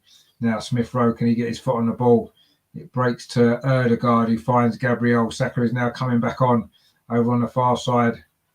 But Thomas Partey's closed down and we lose the ball. And now Crystal Palace have got an opportunity with Ayew to come forward. He's got Gabriel for face, but he tries to get across and it comes off Gabriel. It's going to be a corner to Crystal Palace. They are finishing this half on the front foot. And we've got a couple of comments in the chat there, actually, so I haven't been looking. I've just been watching the game. Kevin says, Dean not on our side tonight. No, probably not. He tends not to be anyway. Virginia says that should have been a red. Where is VAR? Yeah, exactly. I think if VAR see that, it would be a red, wouldn't it? And we've got another comment there from Alan, says Arsenal's game rotates on Ødegaard. It does seem to, doesn't it? Corner comes in this time from Crystal Palace. A header comes in from Benteke. We don't really deal with it. Cut to the far post. Good save from Ramsdale. We still don't clear the ball. Actually, the linesman's flag's gone up. I don't think the goal would have counted anyway. It was offside. But that was a dangerous moment. That was there. A corner came in. Arsenal didn't really deal with it. Benteke's header, and it wasn't offside. I think it was against Ayew, who wasn't actually involved in that. And I don't think MacArthur had the shot was offside. But anyway, it's going to be 3 minutes of stoppage time. We've just moved into that now. I say Crystal Palace have finished this half on top, actually. And we're, I wouldn't say we're exactly struggling, but we've certainly let Crystal Palace come back into this after such a brilliant start that we made. And it's got a little bit flat for Arsenal as the longer the half's gone on, actually. And they're coming forward again now with Edouard. Nice bit of play there. Plays it out to the far side to Ayew, goes past Tierney, puts a cross in a dangerous ball across the 6-yard box, actually. Benteke threw himself at it, but he couldn't get there. Any touch on that would probably have been a goal. A good cross, actually, that was from Ayew. Ramsdale got nowhere near it, and Benteke threw himself at it, but he wasn't going to get there. And it's gone out for a throw to Arsenal. But another dangerous moment from Crystal Palace, who've, you've got to give them credit. They've played well in this last 20 minutes, 25 minutes of this first half. They're probably a little bit unfortunate to still be behind, if we're totally honest. So they haven't really had too many clear-cut opportunities, but they've certainly been the better team in the last half of this first half. And certainly the sting's gone out of our play very early in this game after such a brilliant start it was as well. But unfortunately, we haven't managed to build on that. And it's a throw to Crystal Palace on this near side. Aubameyang's working hard again. Tried to close down Guaita, but Crystal Palace played their way out of that press quite well. And now they're coming forward down this near side with Mitchell. Plays it in to MacArthur. Very lucky not to have got a red card, actually. Rajendra says MacArthur was offside for it. How was he? I know that Ayew was. I wasn't sure about MacArthur, but anyway, it doesn't matter because he didn't go in anyway. But Edouard again's got the ball down this near side, faced by Tomiyasu, who does well, but it's gone out for a corner. And Crystal Palace are going to get another chance before half-time. These are big moments in this game. If we can hold out until the break with this 1-0 lead, we can hopefully regroup at half-time and come out stronger in the second half, because we have been very much on the back foot for this last 20 minutes or so. And Crystal Palace got a corner on this near side. He's played into the 6-yard box, headed away there. Good header actually from Gabriel to the edge of the box. The shot comes in. Good save from Ramsdale at full stretch there, was it? Or did it go wide? It was Gallagher with the effort from about 20 yards. I think that might have just been creeping in, and Ramsdale's made a good save. It was a good header initially from Gabriel. First time shot. All that was going in. That's a fantastic save from Ramsdale. Absolutely brilliant save at full stretch there. That was going in from Gallagher. Wow, what a save that is. That is outstanding goalkeeping once again from Ramsdale. In fact, the half-time whistle's gone. They're not even going to get a chance to take that corner. That was the last action of the first half. And what a fantastic save that was. So there's been moments at both ends where we've excelled in this game. Aubameyang with that goal after 6 minutes. It was a shot from Pepe over on that right-hand side, cutting onto his left foot as he likes to do. Guaita pushed the ball out, and then from a tight angle at the far post, Aubameyang reacted quickly to turn the ball home. And at that point, we were on top. But slowly but surely, Crystal Palace got back into that game, and they were the better team towards the end of the first half. And right at the very end there, that was a brilliant save, that from Aaron Ramsdale, from that shot from Conor Gallagher. Absolutely brilliant save that was at full stretch. Looked like that was in for the equaliser, but that could be a good, a big turning point in this game, actually, because I think a Crystal Palace goal just before half-time would have put a totally different complex on this second half. As it is, we do hold on to that 1-0 lead given to us very early in this game, but not a great end to that half from Arsenal at all. I say it was a bright start as well. You know, we looked in total control, and then it has slipped away from us. Nigel says we should bring on Sambi for Bukayo. There seems to be a gaping hole in midfield. Yeah, there is, and it's not surprising, is it? Because the system that we're playing, they've got three in midfield. We've got Partey and then Ødegaard, who's slightly... He's playing deeper than you'd want him to play, but he's maybe not close enough to Partey at times. And there is a gap in midfield, I agree. And it is something that we could look at, yeah, maybe Samba for Bukayo. He did get that knock there, didn't he? We don't know how fit he's going to be for the second half yet. I don't think Arteta would make that change unless it's for an injury. I don't think he would do it tactically. He doesn't tend to, does he? So we'll see how that plays out in the second half. And I suppose we could get Smith Rowe playing wide with Ødegaard in that number 10 position, couldn't we? And that would maybe make sense. But we'll see. I mean, if Saka's obviously going to be fit for the second half, then it might be better to keep him on, because we know that he can be a threat, obviously, as well. So yeah, I don't know. It's not really worked, has it? It worked at the beginning, and Crystal Palace have got to grips with it. And I say they've dominated the second part of that first half, and I think we are slightly fortunate to still be ahead, if I'm totally honest. And I say that save at the end by Aaron Ramsdale was a fantastic save again. He's certainly in great form, isn't he? But yeah, it's been a mixed half, hasn't it? Good start for Arsenal, fully deserved that lead, but then yeah, we have lost our way, and we need to get back to what we were doing early in that game, don't we? And then hopefully we can get the second goal, which will settle us down. But at the moment, it's certainly in a balance, this game, isn't it? It really is. And we need to do better. I don't think there's any doubt about that in the second half, because I don't think we're going to hang on. Certainly the way things are going, they've started to get a few good chances, haven't they, Crystal Palace? So yeah, we need to do more. And yeah, let's hope that we can find a way to get back to the sort of form we showed early in this game, because otherwise it could be a long second half, couldn't it? If Crystal Palace carry on the way that they did. But that save at the end there, that may prove to be a really big moment in this game, actually, because I think an equaliser there for Crystal Palace at that particular time could have been very, very difficult for us to come back from, maybe. So yeah. But we'll see. We'll see what happens. At the minute, we are still winning, and that's good. And we need to make sure that we keep playing and plugging away. Regenda says there, Tommy is defending well still, even if he's not so fast. He's looked a little bit shaky at the beginning of that game, but he's got a little bit better, hasn't he, as it's gone along. So fair play to him. Colin's in the chat, how you doing? Thanks for tuning in again. Good to see you. He says Saka is good in the right. Martin and Thomas not working for sure. No, it isn't, and it's because they're two sort of different, aren't they? Maybe that's where the problem's been. I said before the game will be won in midfield, and Crystal Palace have got to grips with that. Gallagher and MacArthur, although he's lucky to be on the pitch, have maybe really started to get on the ball and have been better, haven't they? So yeah, that's something we need to look at there, certainly in the second half. Regenda says Lakonga for Saka sounds good. Saka has been targeted by MacArthur. Well, MacArthur's been targeting everybody because he'd fouled Smith Rowe, didn't he, just before? So I don't know whether or not he's going to be taken off before he possibly gets sent off. Certainly the way that first half was going, he's lucky to still be on, isn't he? And yeah, I agree with the comment you made before, Regenda, about VAR. If VAR had seen that, surely that would be a red card, surely. You can understand maybe the referee not seeing it, because at first glance I didn't realise how bad that was. But you see the replay and it's like, wow, that should be a red card. But anyway, we'll see what happens in this second half, because it's a big second half for Arsenal. It really is a really big second half. So we need to come out and get to grips with it again, like we did at the beginning. They're just showing a goal again. There's a long corner actually came all the way to Pepe over on his near side.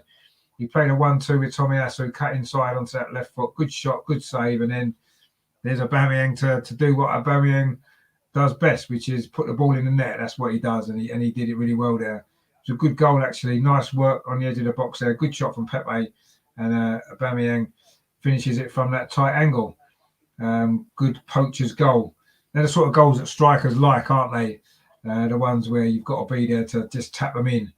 Everyone likes to score a good 25-yard screamer, don't they? But for a goal scorer, I think getting those sort of goals when you get a nice tap in, they're the ones you enjoy, aren't they? So yeah, but good start from Arsenal, and I'm just so disappointed with how we've let the game slip away from us, actually, because there was. But you have to give Crystal Palace credit for that. I think they've got to grips with it. As we've said, they've got on top in midfield, and they were certainly the better team in that second part of that first half, wasn't they? And if it wasn't for that brilliant save from Ramsdale at the end there, it would be 1-1. And that was a fantastic save. I didn't, again, another thing you don't realise until the replay, what a great save that it was. They're talking about a possible penalty there in the Benteke incident early in the game. I mean, if that had been given as a penalty, then you might as well give up playing football. I mean, he did come across him very, very slightly. He did come across him, but, you know, Benteke's leg hit his, and you can't be given a penalty for that. You absolutely can't. So the right decision was made there, without a shadow of a doubt, although Benteke wasn't very pleased about it. But anyway, that was one of the talking points in that first half. And Nigel's put another comment in there. He's saying, fitting that Vieira has his team playing aggressively. Yeah, they're kind of playing in his style, aren't they, I suppose? I'll take a 1-0 result as it would earn us 3 points without embarrassing our great captain. Well, no, ultimately, the win is the most important thing, isn't it? And you certainly have to say that, you know, Crystal Palace have played well in that first half. And I'm sure that we're going to have to work hard in the second half if we're going to get the result. At the moment, we've managed to hang on to that lead, and you know, I'll be surprised if it finishes 1-0. I can see there being some more goals in this game. You know, Palace have offered a threat, but equally on the counter-attack, I can still see us getting opportunities to score. And I say, if we can get the next goal, get 2-0 up, then you've got to say you'd have to fancy our chances, wouldn't you? But we've had 1 or 2 shaky moments. But just showing that save again at the end of that half there, that is a fantastic save. That's one of the best saves that I've seen this season, actually. A great volley from Conor Gallagher. It would have been one of the goals of the season, actually. And instead it's turned out to be one of the saves of the season instead, from a player that's been possibly our most consistent player for the last 4 or 5 games. He's just conceded that 1 goal, and it just goes to show it's got to be something special to beat him, hasn't it? Because that was a great volley from Conor Gallagher. He must have thought he'd scored, but to be denied by that save was just fantastic. So, yeah, brilliant from Ramsdale again. And that does preserve us this lead, which, yeah, we've been hanging on to it a little bit, which we shouldn't be. After the start we made, you know, we should have been pushing on and looking to get a second goal and really killed the game off. But unfortunately, we haven't been able to. But yeah, I mean, I agree with Nigel. We don't want our old captain to be embarrassed, but he certainly hasn't been, has he? He's maybe he'll probably feel that his team were the better team in that first half, and you struggle to disagree with him, actually, wouldn't you? But what matters is the goal. The scoreline, and at the moment it is in our favour. But we're going to have to certainly, it's not going to be an easy second half, is it? We're going to have to work hard, and I'm sure Patrick will make 1 or 2 adjustments to the Palace team to try to get something out of this game. And Arteta's got to do a good job as well, isn't he, for us at half time? Regenda says, but we need the goals for goal difference. Yeah, we do, but I think the way the game's gone, I think at the moment just getting the 3 points is what matters, because you know, I said before it's going to be a tough game, and Palace have probably played even better than I thought that they would, actually. So if we can hang on and win this game, whatever the scoreline, I'll be delighted, because it's been a really difficult game for us. But we'll see how the second half goes. We'll see if there's any changes. See if Lokonga does come on. That would be the obvious change, wouldn't it? I think we're all agreed on that. I think that would be the one to make if he's going to make one. But I can't see Arteta doing it at half time unless Bukayo Saka is injured and unable to continue, because he did get that really heavy knock, didn't he, from MacArthur there not long before half time. So we'll see how he is. But I think if he's fit, I don't think he'll make the change yet. I think he'll give it at least 10 minutes in the second half and see how it goes. And if we're still maybe struggling and under pressure, then he might well make the change. But we'll see how that goes really in the second half. But yeah, I'll be amazed if he makes the change tactically, Arteta, because that's not his style, is it? But anyway, we are going to be getting the second half underway very, very soon. And hopefully, if we start the second half as we did the first half, get an early goal, then hopefully that will settle us down. But as I said before, Crystal Palace have tended to be a second half team this season. They've scored a lot of their goals. In fact, most of their goals have been in the second half. So it's certainly not going to, we can't take this for granted that we've won this game at all. We've got a lot of work to do yet, and it's going to be very difficult. But so far, so good, I suppose, what we can say is that early goal from Aubameyang. And yeah, let's hope we can finish the job. But yeah, it's certainly not going to be easy. Let's not pretend it will be. But the second half won't be far away. We'll see if there's any changes from either team. So MacArthur now is on a bit of a tightrope, isn't he? Having got that booking, and he was very lucky. It was only a booking, actually. James back again. How you doing, James? He says shaky into the half. The captain Pepe and Ramsdale, brilliant though. Yeah, don't know how MacArthur hasn't been sent off. Absolutely disgusting foul on Saka. Yeah, it was dreadful, and I don't know why VAR haven't overturned that yellow card. I can understand. I can understand the referee maybe not seeing it at the time that bad, because I didn't realise it was that bad until I saw the replay. So, but it was a dreadful tackle, and he could have broke his leg, couldn't it? Let's be honest, it was his standing leg. And yeah, he was very, very fortunate not to get sent off. But yeah, it was a shaky end to the half. I agree. And yeah, I think Aubameyang put in a decent shift. Pepe, as you said as well. But that save from Ramsdale there at the end was just unbelievable, wasn't it? What a fantastic save that was. But yeah, we're going to have to step up in the second half, aren't we? Because I say Palace have played well there. They have. They look a good team, and you know they've only lost twice this season. You can see why. And you know, credit to Patrick Vieira for the work he's done so far. He's not been there very long, and he's already stamped his authority and his style on the team. As Nigel said before, they're playing very aggressively, but you wouldn't expect anything less from a Patrick Vieira team, would you? So yeah, they've done well, Palace. But yeah, we need to do more, don't we? That wasn't really good enough. The end to that first half, and let's hope we can start the second half as we did the first, and then if we can get the second goal. James says, yeah, humble pie and custard for me about Ramsdale. Love it though, that save was class. Yeah, I mean, I think a few people maybe were not overly impressed by the signing of Aaron Ramsdale. I mean, I tried to keep an open mind with it, to be honest, because you know, although he'd been relegated the last two seasons, he was player of the year as well at both of those two clubs, wasn't he? So, you know, I was prepared to wait and see. And so far, what can we say? I mean, he's been brilliant, hasn't he? I think he's been our most consistent player over the last sort of 4 or 5 games.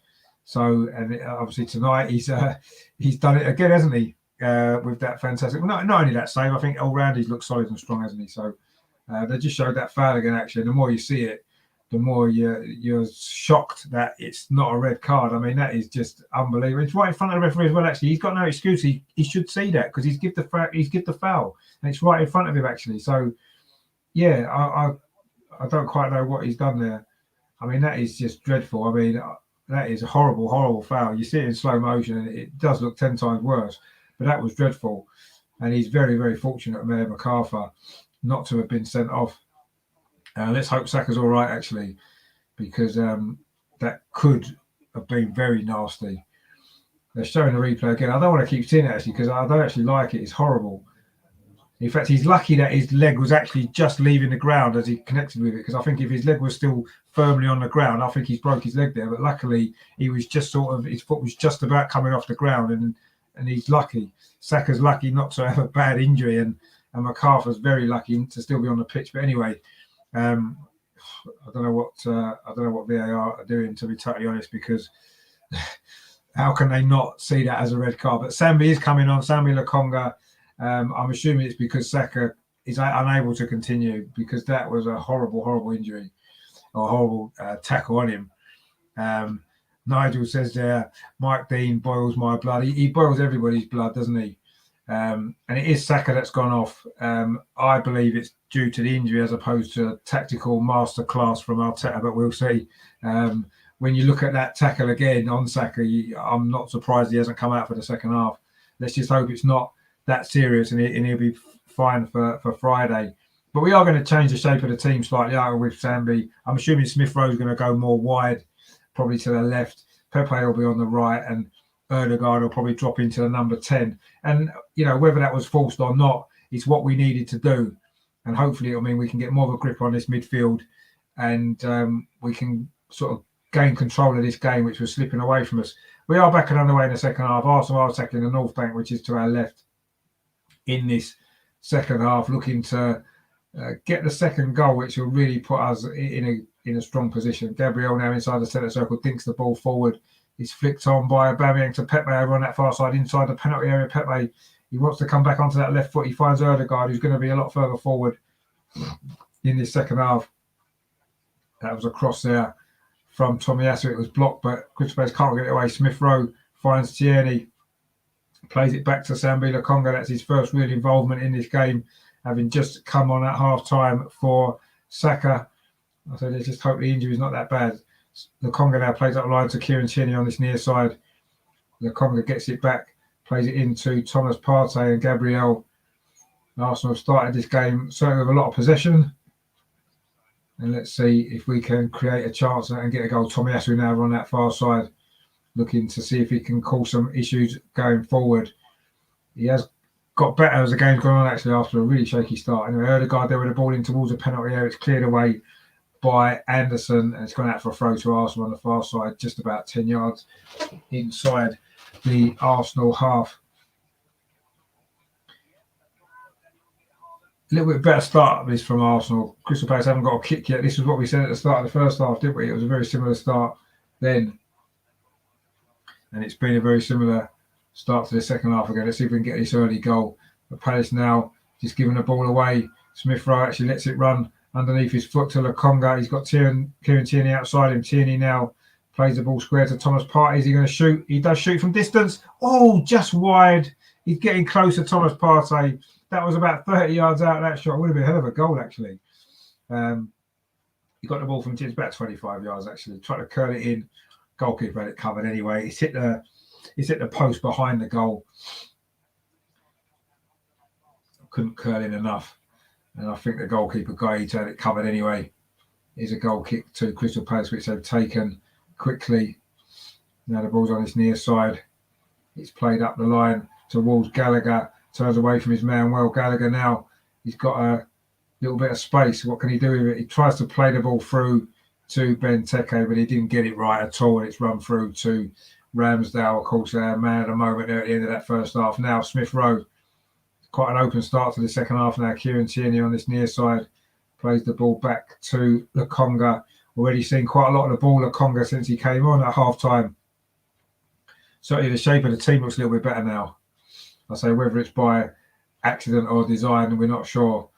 Following that injury to Bukayo Saka just before half-time with what was a terrible foul by MacArthur. But anyway, Saka is sitting on the bench and he looks as though he's okay at least anyway.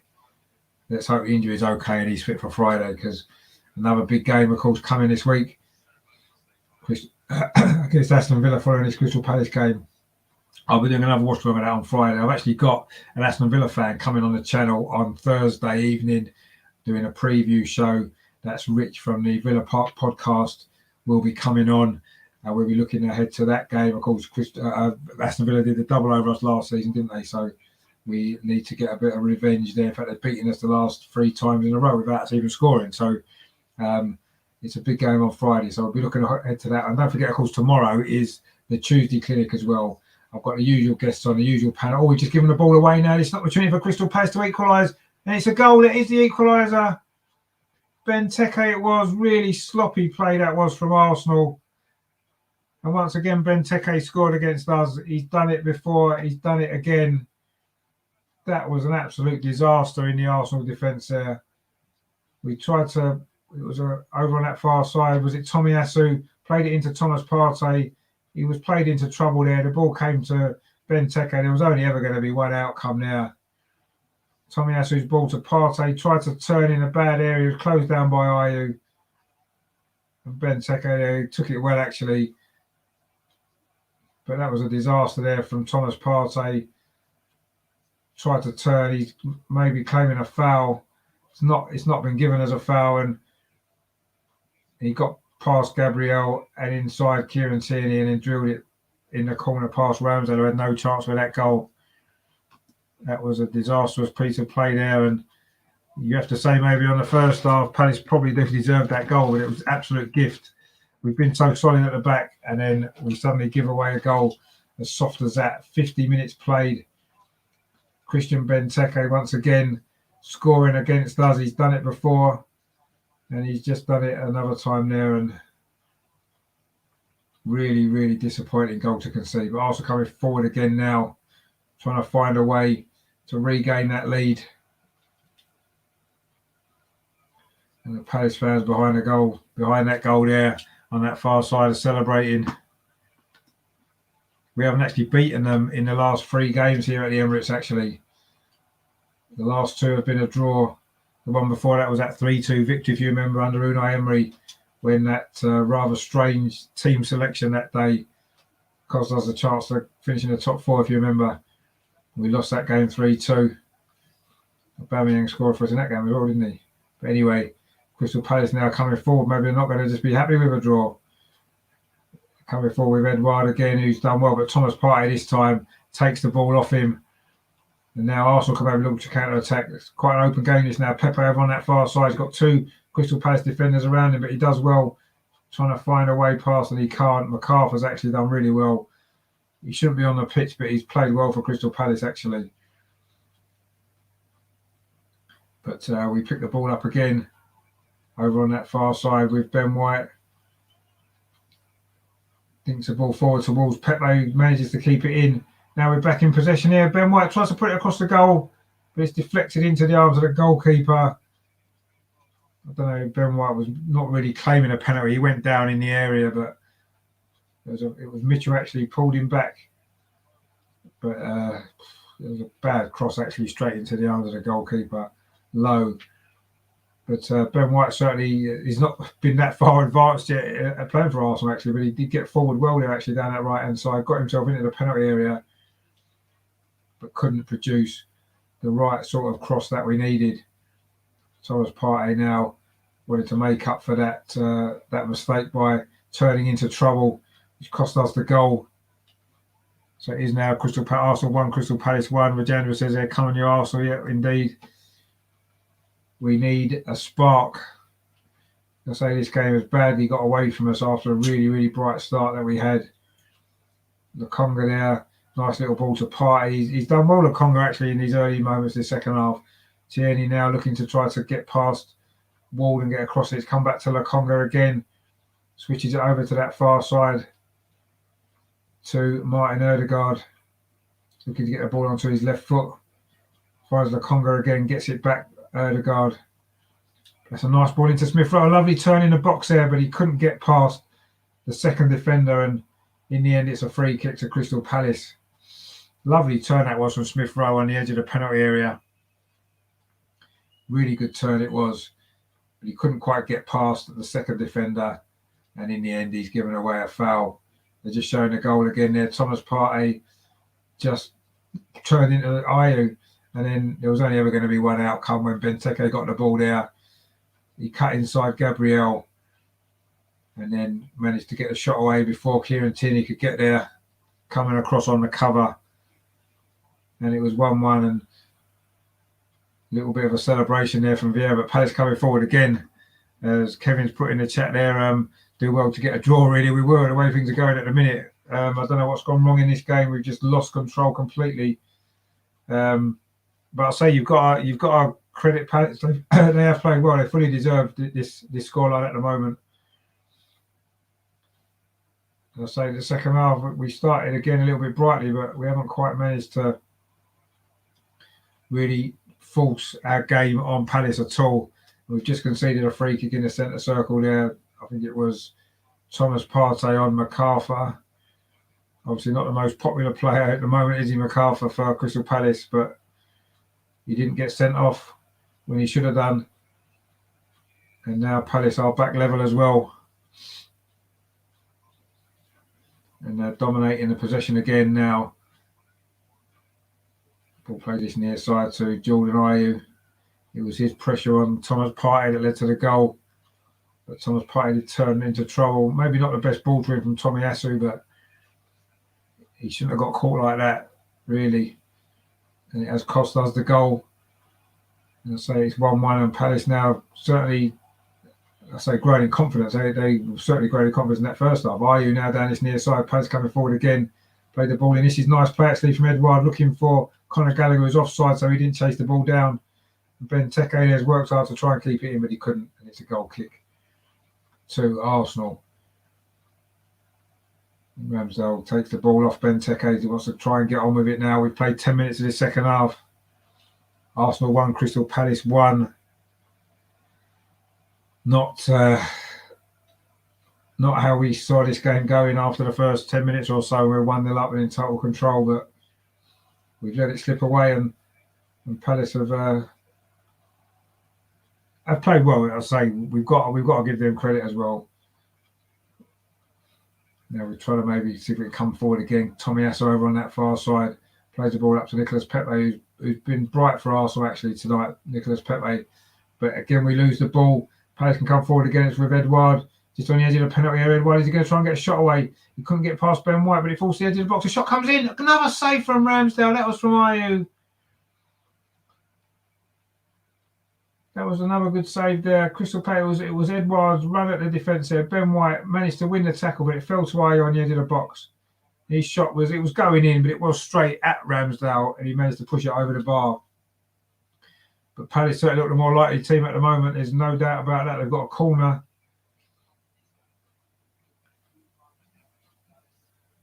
But another good save from Ramsdale. He's made 2 or 3 saves in this game, actually, Aaron Ramsdale again. It's only the second goal he's conceded. This is the 4th Crystal Palace corner. We've only had 2. Maybe shows how this game's going. That's another good corner played in there. Was it an Arsenal head? Gets it away, but it only comes back to Mihailovic, who took the corner. It's come back to him over on this near side. He's got Smith Rowe for company there. He's trying to get around him, and he's managed to win a throw there off Aubameyang. But yeah, Crystal Palace are really starting to turn the screw a bit more in the second half. They've got the goal, and they're looking for more. They're not settling for a draw. They haven't won away from home actually since May, when they won against Sheffield United. This season they've had a draw and 2 defeats from their 3 away games. That draw came at West Ham, actually a 2-2 draw.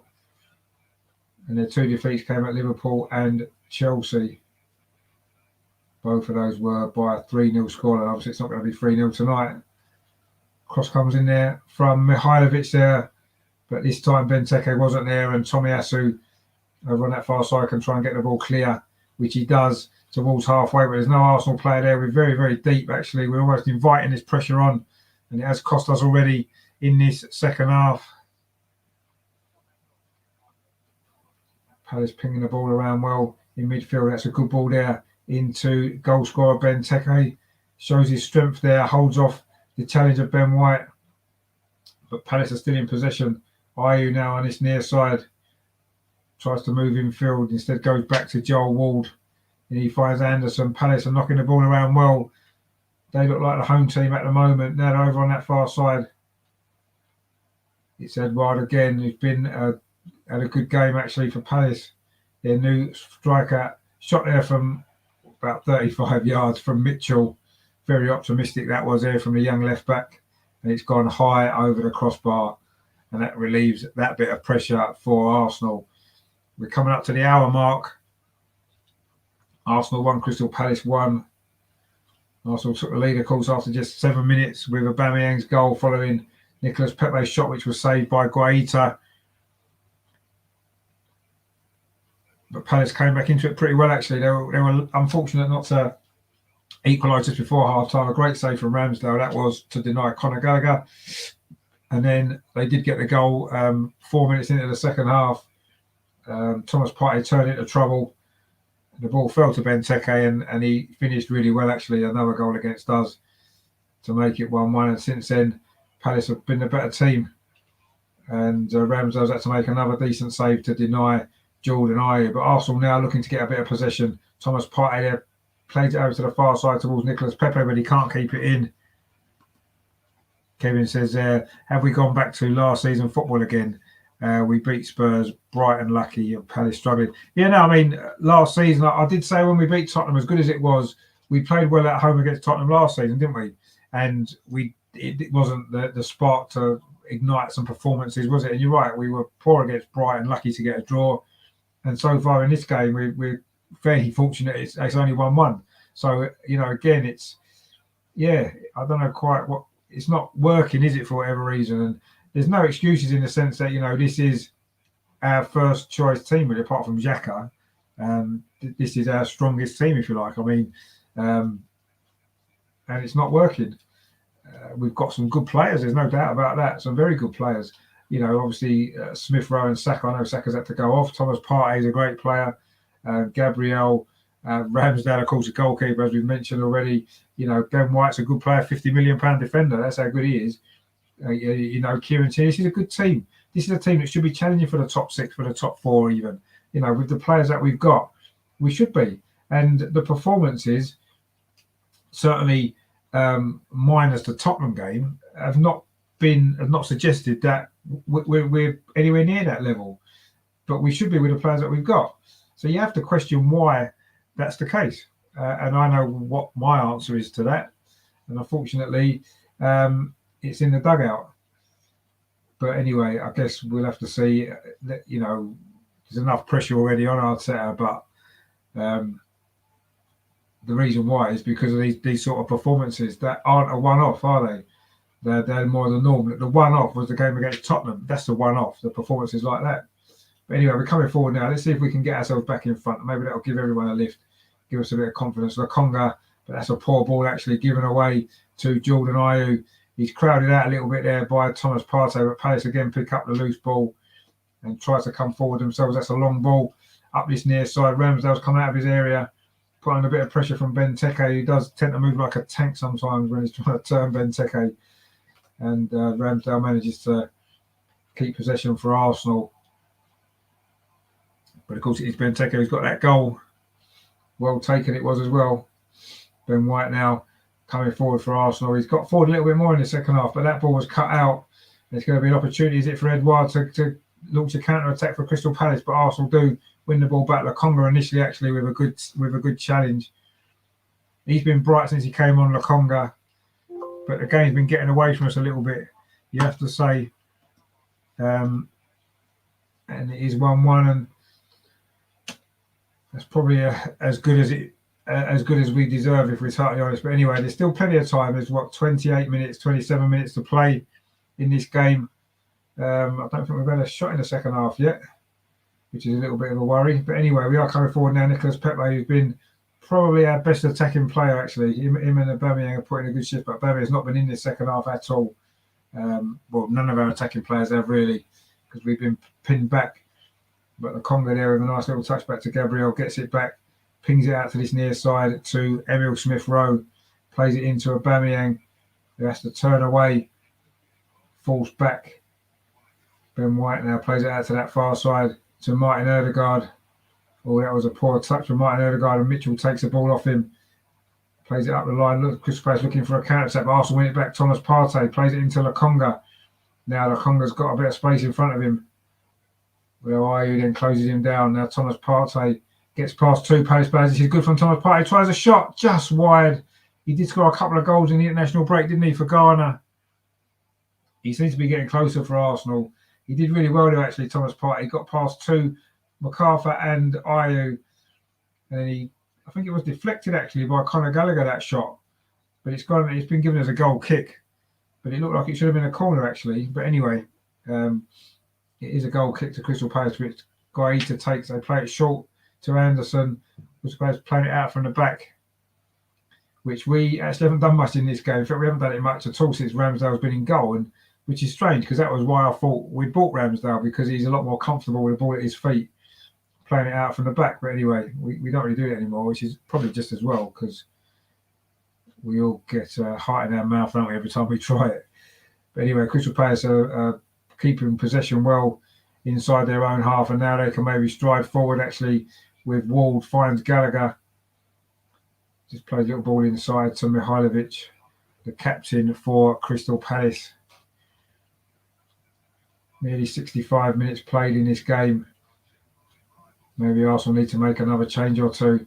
That's a long ball there from Crystal Palace, but it goes straight into the arms of Aaron Ramsdale. We've got a few attacking options, haven't we? Martinelli, Lacazette on the bench. Maybe give Tavares a bit of a run as well down that left-hand side, as he likes to do. We've still got 2 substitutions left, of course. And if things don't change, you'd have to think we're going to have to start making some, certainly attacking players. Martinelli, maybe get him on. He's not really featured much at all, has he? Even when we've needed a goal. Well, we need a goal now.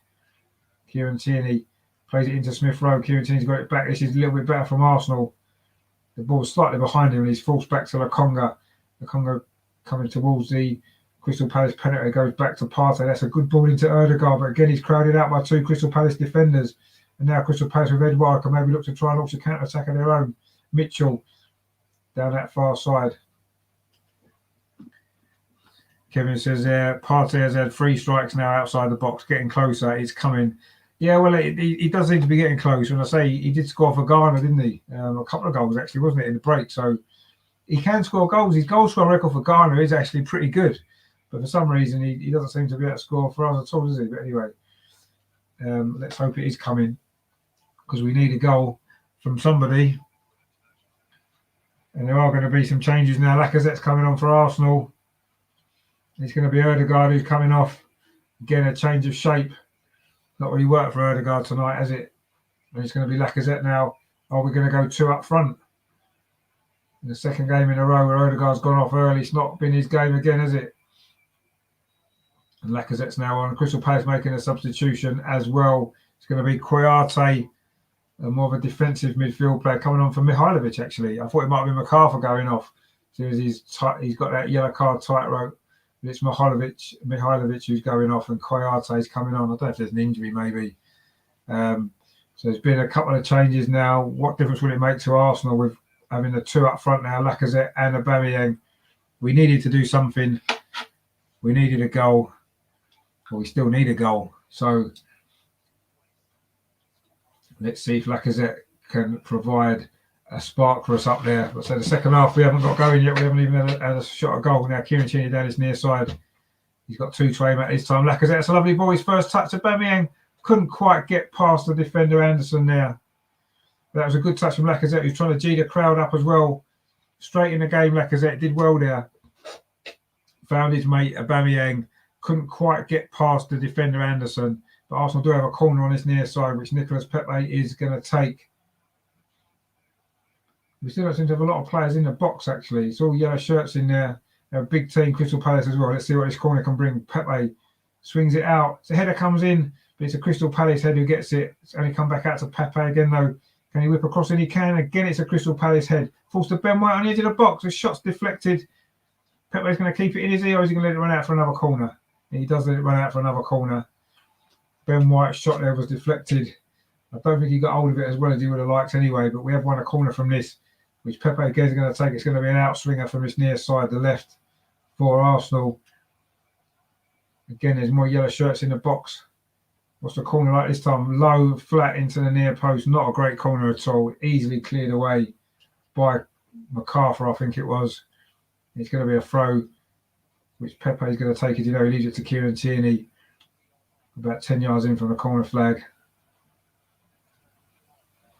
Arsenal still looking for this goal, get back in front. An important goal it'll be. An important win this would be if we can find it. Kieran Tierney plays the ball in. That's a good play, actually, from Aubameyang. Lacazette puts a cross into the far post. It came to Smith Rowe. He couldn't get hold of his shot at all.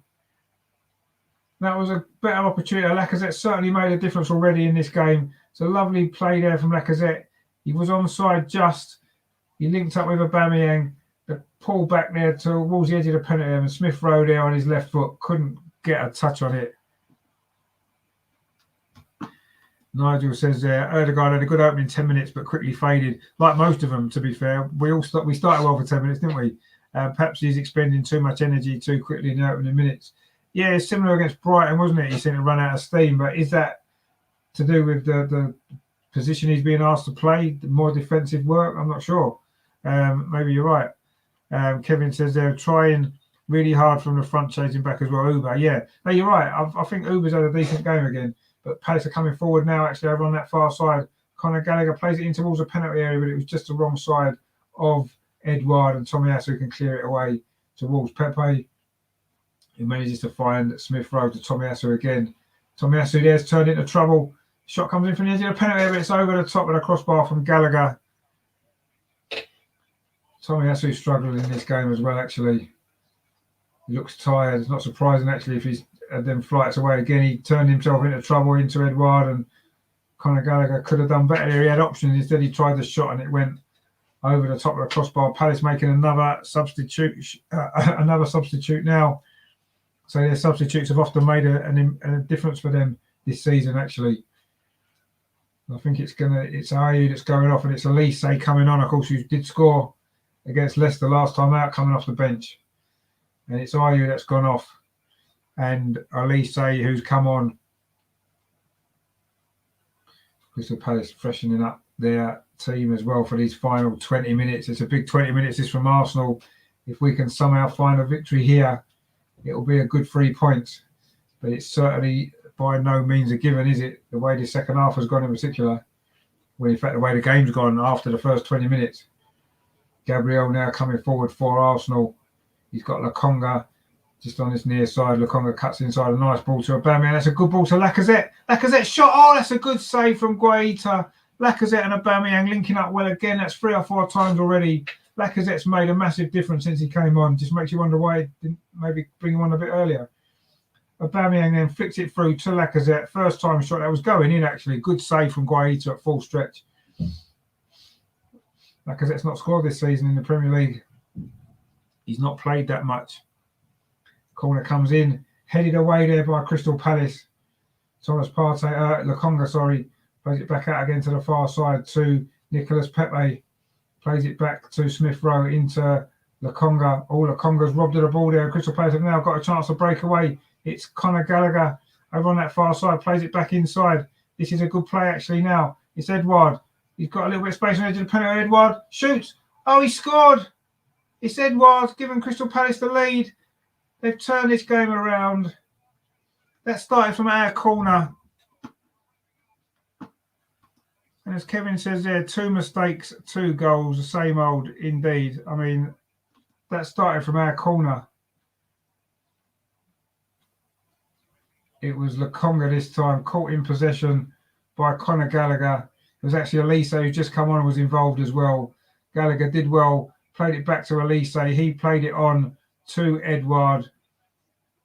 And he just, it's a good finish to be fair. It's a very good finish. But it was a mistake from Lokonga. Turned into trouble, as indeed it happened for the first goal. The 2 goals are quite similar in that way. But players come all the way up the other end of the pitch. Ben White stood off, and that's a good finish actually off the other side of the crossbar from Edouard, who's probably been the best player on the pitch for Crystal Palace tonight. And he's got his goal as well. And Crystal Palace have turned this game around in the second half, and you have to say they probably deserve it as well. And it's now, I'll just get the score up there. It's now Arsenal 1, Crystal Palace 2, and we're coming down towards the last 15 minutes as well. Is Patrick Vieira going to come back to the Emirates? Well, come back to Arsenal with a victory. Of course, he never played at the Emirates, did he? For Arsenal, but he left, of course, the year before we moved in 2005. What we could do with a player like Patrick Vieira now in this team. Lacazette's now trying to make something happen. He's won a free kick on the edge of the penalty area, Lacazette. He's probably been our best player and he's only played for 10 minutes. Maybe sums it up, really. Nigel says there's suicide football from our midfielders tonight. Yeah, they're turning into trouble and it's cost us 2 goals. But we've got an opportunity now with this free kick. Lacazette won it and Lacazette's looked good. He's certainly got to be with a chance of starting on Friday, surely. Judging by his performance in these 10 minutes or so he's played tonight. But we've got this free kick now, just on the edge of the D, just outside the penalty, just slightly to that right-hand side. Nicolas Pepe and Lacazette are over it. Thomas Partey as well. I mean, Lacazette scored these before, hasn't he? In fact, so has Nicolas Pepe. Do you remember that game against, who was it in the Europa League, wasn't it? A couple of years ago when Pepe scored that free kick. Very similar position this is actually, when he whipped it over the wall into the far corner. This is a similar position. I would definitely be letting Nicolas Pepe take this. Lacazette seems to be in control of it at the moment, but I would be letting Nicolas Pepe with his left foot. So it just reminded me of that position in that Europa League game a couple of years ago now, when we were losing that game. Actually, he scored twice, didn't he, in the last 10 minutes to win us that game. One of them, the first one, was a free kick. Is he going to repeat the trick here, Nicolas Pepe? takes his run up. Nicolas Pepe hits it into the wall. He didn't even go for the far corner this time. Crystal Palace have dealt with that, but they haven't quite cleared it away now. Nicolas Pepe again. Thomas Partey dinks it into the penalty. The header comes in from Gabriel, but it's gone wide. That free kick into the wall. Is Arteta thinking about another substitution maybe? There's 14 minutes to play. I mean, Martinelli's the one, isn't he? Standing out from the bench when you need a goal. I know he's not played much, but he did score against Crystal Palace, didn't he, back in May when we did win 3-1. But that's the first time we've beaten Crystal Palace. The only win in 6 games. It could be the only win in 7 unless there's a big turnaround here in the closing stages of this game tonight. But we really don't look like we're going to be able to do that, do we? Conor Gallagher there's just giving away a free kick for a foul on Tomiyasu. Lacazette's maybe asking why he's not booked. But Mike Dean is obviously not going to listen to any of our players, is he? I mean, perhaps it's a booking, but anyway, it wasn't given as a booking.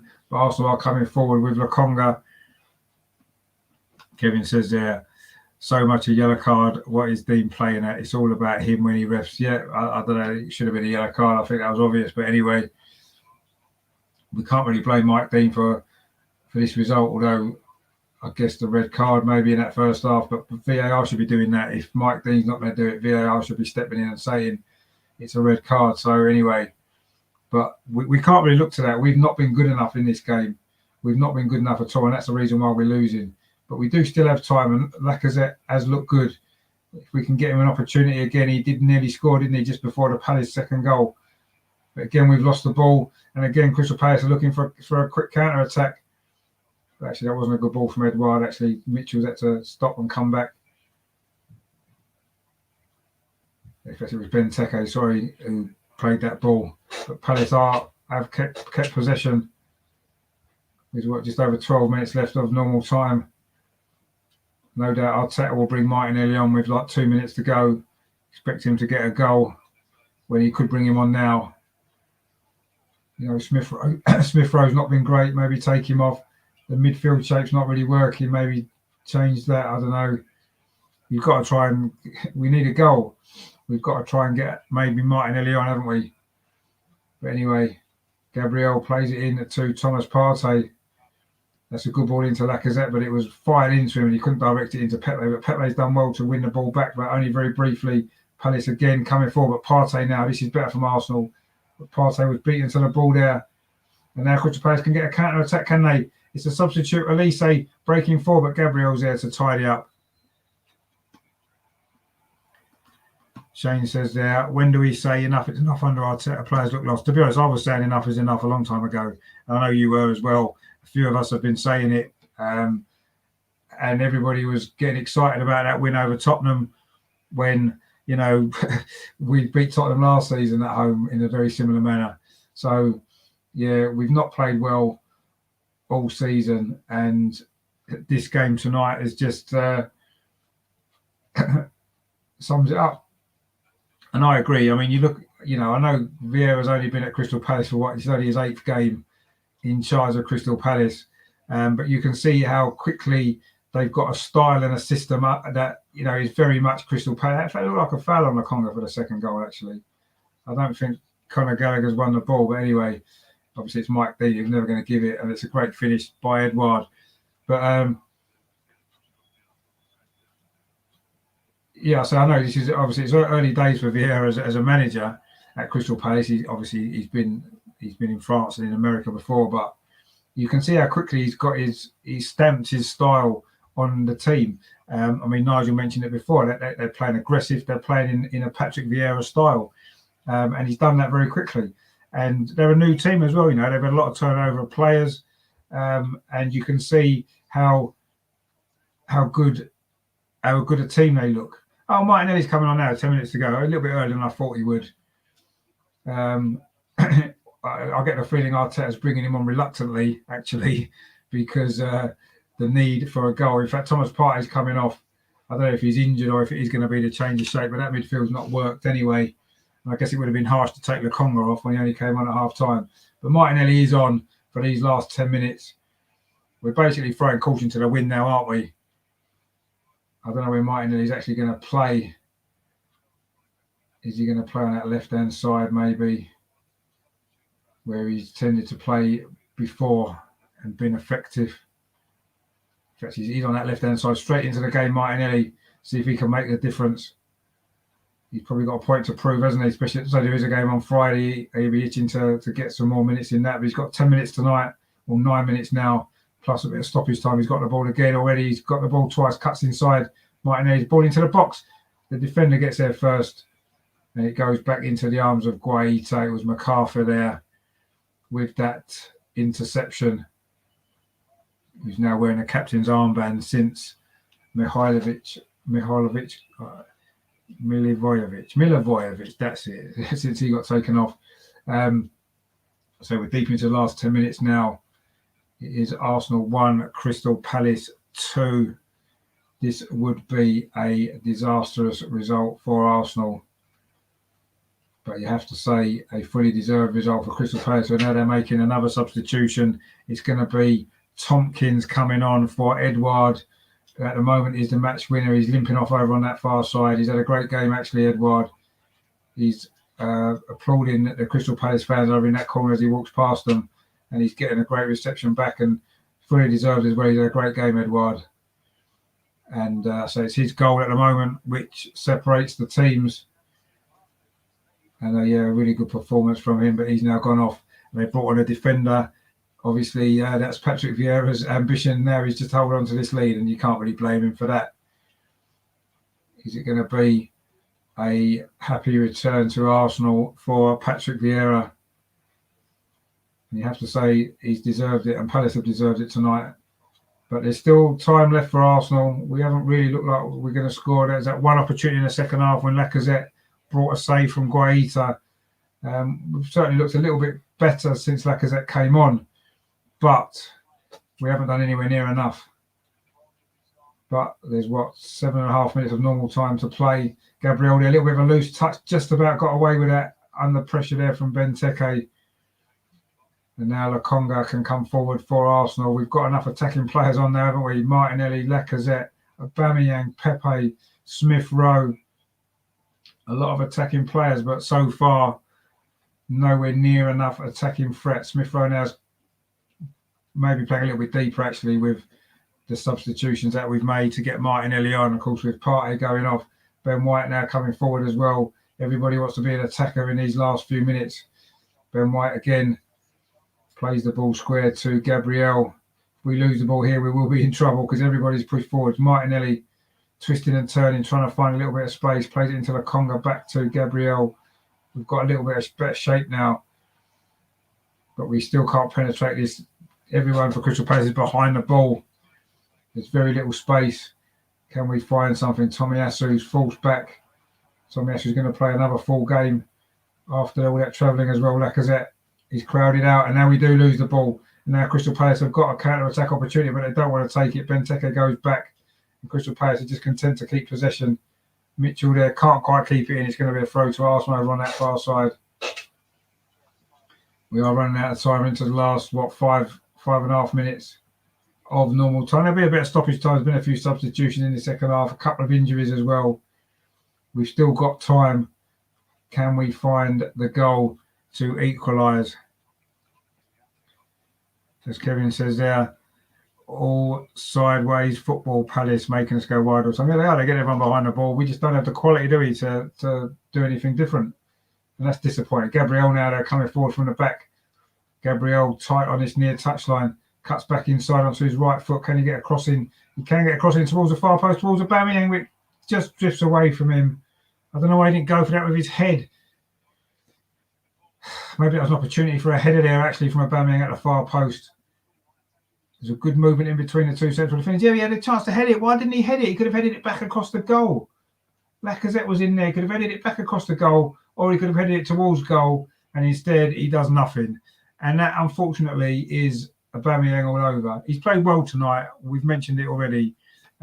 He's worked hard. He got his goal, but in situations like that, you want your centre forward to be going through defenders to get on the end of that of his head. There's no opportunity there, and he just backed away you know, this late in the game, you've got to try harder to get a goal. Tierney now to Martinelli, who's done quite well so far, actually, since he's come on. Him and Lacazette have made a difference, but it's not enough of a difference at the moment to make us more of a goal threat, really. Tomiyasu now on his far side finds Nicolas Pepe, who's drifted out of this game after a really bright start. Smith Rowe, Pepe again. Has he got one more moment in him to try and salvage at least a point from this game? This ball now to Kieran Tierney, back to Gabriel. We're still not really going anywhere with this attack. Ben White now striding forward. Plays it out to Pepe. Is this going to be the moment? Smith Rowe gone round the outside of him. Pepe cuts inside. It's flicked on. Comes to Kieran Tierney at the far post. Can't get the ball down. He's hit the bar. Kieran Tierney hit the bar. Took his time, waiting for the ball to come down. In the end, he's probably hit it too hard. He was about 9 yards out of that left-hand side. The ball came to him. He took his time, smashed it against the bar, and Aubameyang couldn't quite get the rebound. He hit it too well, actually. If he'd actually hit that slightly less, with less power, it probably goes in.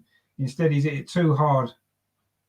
And he's hit the crossbar and came away. That was our biggest chance of the game. Almost an equaliser there. Nigel says that Arteta and Ollie, despite being relative amateurs, have found themselves in charge of two of England's grand old clubs. Yeah, that's true. It is no wonder that the fear factor has been lost at both clubs. Yeah, I mean, it's true, isn't it? Two ex-players, probably not the greatest players that the clubs have ever had, but sometimes it doesn't matter, does it? You know, you're either a good manager or you're not. And unfortunately, Ollie and Arteta are both struggling. And maybe that lack of experience. Although, to be fair, I mean, Ollie had a lot of experience in Norway,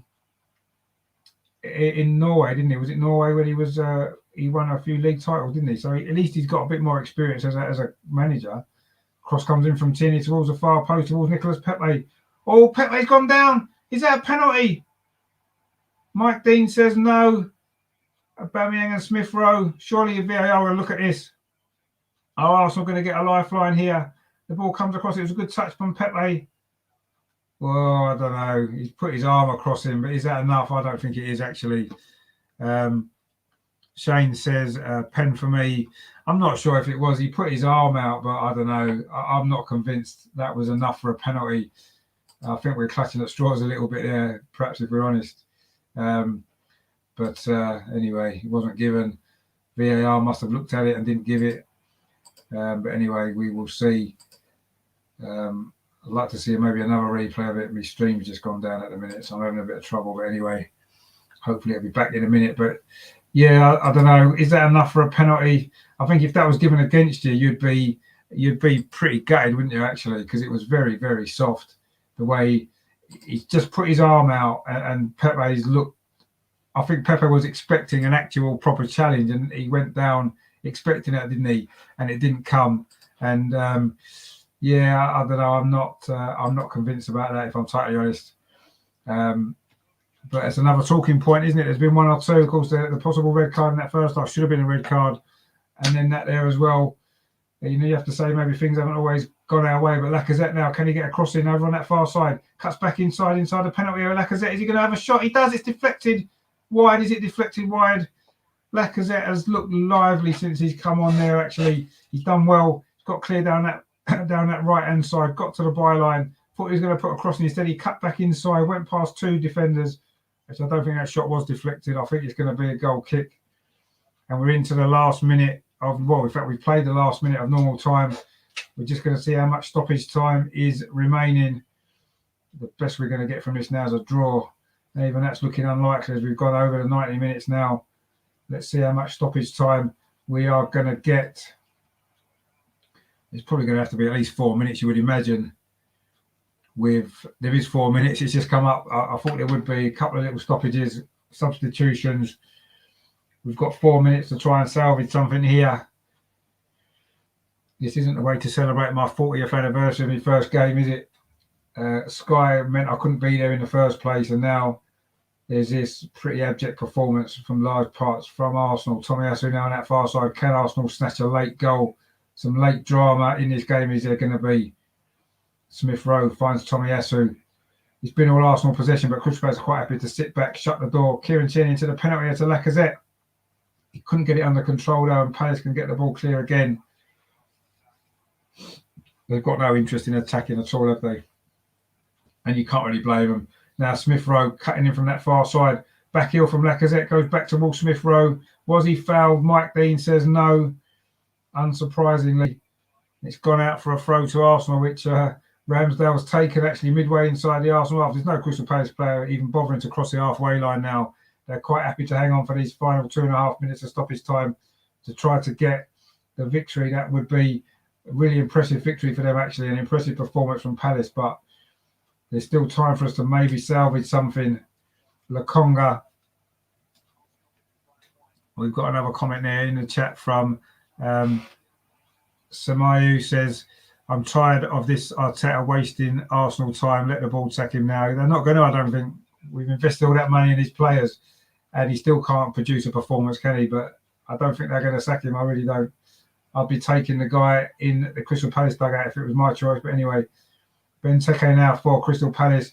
He's not even wanting to go forward. He's going around in circles and he's allowed to. And that's the disappointing thing. And Crystal Palace now get the ball to this near side to Elise. We're in the final 2 minutes now. And Conor Gallagher's gone down. Shane says there, no pen, it would have been soft. Thank God we only play once a week. It's hard to watch them underperform. Well, once a week, it's twice this week because we play on Friday as well, aren't we? So we've got that to look forward to against the Aston Villa team who've beaten us on the last 3 times we've played them. But anyway, this game isn't quite done yet. The crowd thinks so. Most people are going home. And it looks like Patrick Vieira, you almost can't feel anything bad towards Patrick Vieira. You know, he's set his team up well tonight. They've played for him tonight. There's no doubt about that. And he's going to probably get the victory that they deserve. And fair play to him and fair play to Crystal Palace. But it's been nowhere near good enough from Arsenal. Arteta he was out coached by Graham Potter 2 weeks ago at Brighton. He's been out coached again by Patrick Vieira. And these are fairly young new managers, aren't they? And Arteta can't even out-coach them. So what chance has he got against the more experienced guys like Tuchel, like Pep, like Klopp, and people like that? Absolutely no chance, you know. And it's surely getting to the point now where we can't carry on like this. Martinelli now down his left-hand side. We're into the last 30 seconds of stoppage time. He's got 2 defenders in front of him. He hasn't got an Arsenal player near him even trying to help him. He's got to try and do it on his own, get past 2 players, and he can't. He's won a throw. Where's the support? Absolutely nowhere. Crystal Palace are still working hard to preserve their lead, and we're doing nothing to try to get it back now. Martinelli needed some support there. Someone needed to come and help him. Everyone was 10, 20 yards away from him. We have got a throw now, though. This is going to be our last chance. Kieran Tierney throws it in towards the near post. It's a Crystal Palace header. It was Kuarte, but it's gone out for a corner. This will be Arsenal's last chance. We've played the 4 minutes. Aaron Ramsdale wants to go up. But I don't think he's going to be allowed. He might as well. What's the point of him staying in goal? Get him up there. We're deep into stoppage time. Now it's a corner. Nicolas Pepe whips it into the near post. Again, it's half cleared by Crystal Palace. It comes back to Nicolas Pepe. We still play on. Pepe's cross again. Comes over to the far post. It's headed on inside the 6-yard box. Again, Palace get it away. Ben White's shot. It's deflected. Lacazette scores. We've got an equaliser. This game's got Southampton of a couple of years ago written all over it when Lacazette scored a late equaliser there. One of the last games for Unai Emery. Is this one of the last games for Arteta? We've salvaged a draw we don't deserve. Kevin Channing there, goal, yeah. And Shane, it is a goal. We've managed to get a draw. It's not good enough. Lacazette deserves it, to be fair. He's played well since he's come on. He deserves that goal, Lacazette. It was a little bit scrappy. Ben White's shot, it was initially got deflected. He's come across to the far post. It's headed on. It falls to Ben White. His shot is deflected. It's well saved, but it only falls to Lacazette.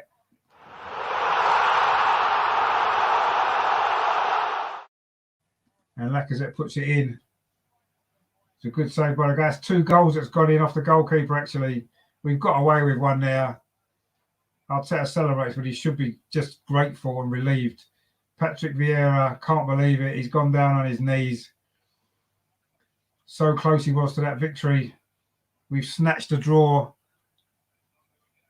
from the jaws of defeat. And there goes a full-time whistle. It was virtually the last kick there. And Semalu says, thank God we draw. Kevin says, papered over the crack, same old Arsenal. Well, yeah, we didn't deserve that draw, actually. Actually, I haven't even updated the score. Yeah, very, very fortunate. And it's not good enough, is it? I think Crystal Palace are complaining about the time, but to be fair, it was about the only thing that went in our favour in the end there was the fact that we played maybe a bit longer than we needed to. Rajendra says, goal. You're a bit late there, mate. It was a goal, yeah, and we have managed to salvage a draw there, as you can see. But totally undeserved, if we're honest.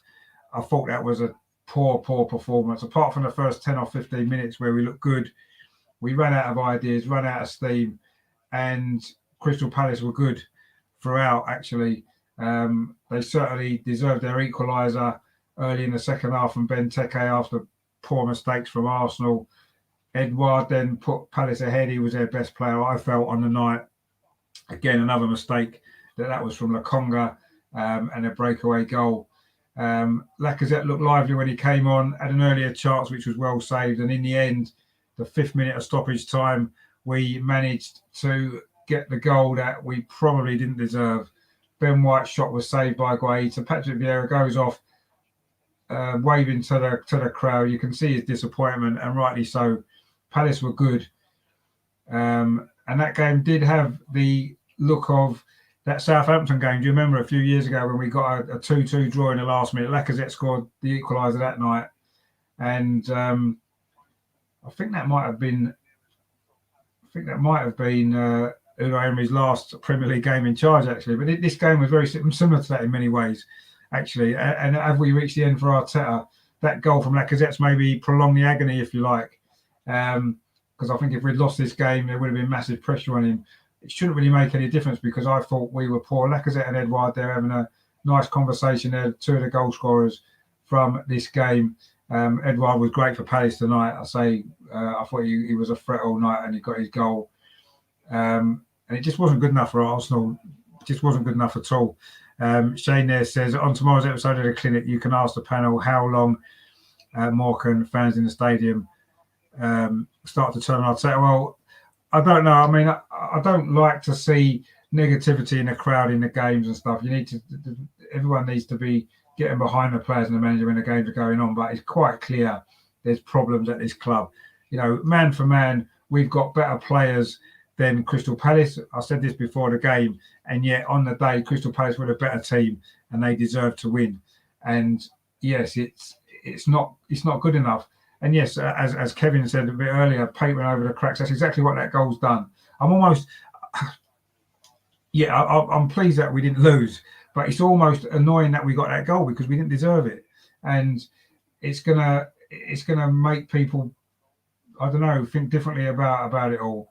But that wasn't good enough. Even a draw with Crystal Palace isn't really good enough, is it, at home? These are games we should be winning. And the performance level was not good enough, nowhere near good enough tonight, nowhere near good enough. We had an opportunity. Everyone was saying, if we win tonight, we win on Friday, we're in the top 4. This team is not going to, this team under this manager is not going to get anywhere near the top 4 ever because he clearly isn't good enough as a coach to get anything out of these players that he needs to. Nigel says there, my fandom for this club has been on life support since the Super League debacle. Yeah, you got a point there. The Arsenal women are my weekly glimmer of hope. Yeah, they are. Unfortunately, the Arsenal women don't play again for another 2 weeks till the end of the month. So we're going to have to suffer a bit more Arsenal misery before then, unless some changes are made. They've just put the league table up, the top 10. Where are we? Oh, we're not even in the top 10. There you go. 8 games in to the season. Oh, there we are with 12. 3 wins, 2 draws, 3 defeats, -5 goal difference, 11 points. Crystal Palace only 1 win, but 5 draws, only 2 defeats. They've actually lost less games than us, scored more goals as well.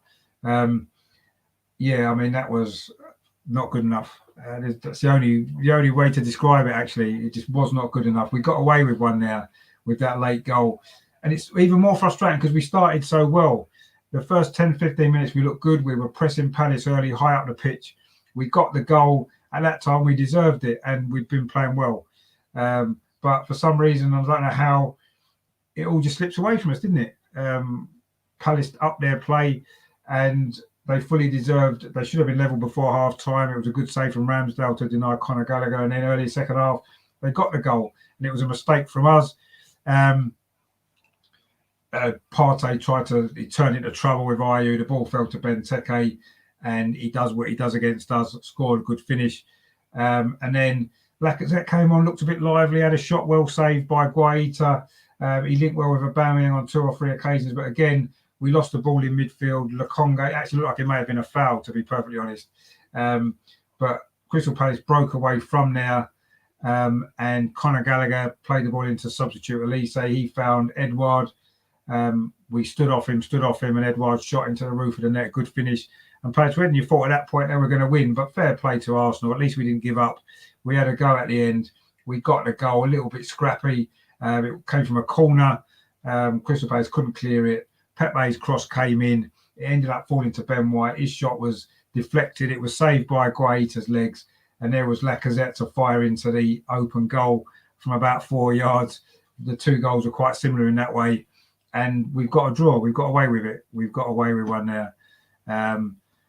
Rajendra says there, have a look at Arsenal in 74 and 75. We were worse. Yeah, we were worse, but we didn't have a squad as good as this, did we, back then? And we hadn't spent as much money on the squad as we did then. And we didn't have a so-called, brilliant coach back then. We had a manager at the end of his career. So, yeah, I mean, I don't think really, you look at the squad we had in 74 and 75, some of those players, and compare them with the squad we've got now, and you tell me that it's worse then. I don't believe it is. Nigel says, if we could have things my way, we would be wheeling Arsene Wenger onto the sidelines to manage our team for the next 20 years. Well, yeah, we've not recovered from him leaving, have we? That's a fact. No matter how many people wanted him gone, and yes, it maybe was the right time, and maybe he should have gone before, but it's certainly rapidly declined since then, hasn't it? Kevin says it's going to be the same on Friday. I have no doubt you're right about that. Unfortunately, don't expect any different. I think Richard could do the commentary now, as we know what to expect from Arsenal. Yeah, I probably could. It'll probably be the same. Nigel says they're great coverage. Yeah, but thank you very much, Nigel, for watching and your comments as well. Always great comments that you put in. Great to have you involved with the channel. I look forward to, hope you can join us for the clinic tomorrow night at 8 o'clock. Shane says there, I think we release more match and training kits and wins in the league. This season will hurt more. Yeah, then actually it's the training videos that annoy me. Look how good we are in training. Yeah, we've seen how good you are in training. Shame you can't play like that ever in a match. And Rajendra says Arsene Wenger was our number 1 manager. Yeah, of course he was. And unfortunately, we're now stuck with this absolute clown, to be fair. Doesn't know what he's doing. He's got the players he wants. And that's the sort of performance that we're putting in regularly. Everyone says, oh, well, we're unbeaten in 5 games in the Premier League. Yes, we are. We've beaten Burnley, who are, third from bottom. We've beaten Norwich, who are bottom. Both of those games 1-0, by the way, and we were a little bit fortunate. We drew 0-0 with Brighton. We were lucky to get a 0-0 draw at Brighton, let's be totally honest. They're actually in the top 4. You could look at that as not a bad result, but the performance was dreadful. Tonight, we've got a draw at home to Crystal Palace with a goal in the 95th minute. Not good enough at all. So I don't care that we're unbeaten in 5 games. We played well for 45 minutes, and that was against Tottenham. And we play well against Tottenham every year. We beat Tottenham every year at home. It's just not good enough. Rajendra says there, I was supporting Arsenal in the 1970s, so you need to... No, I know where we were. We nearly got relegated to them 2 seasons that you're mentioning, but look at the team that we had. We had a terrible team, and now we've got a good team that just can't play. And I think that's the difference. I'm not saying we wasn't terrible in the mid-70s, we were. And we were dreadful in the 1980s, early 1980s when I started watching this as well.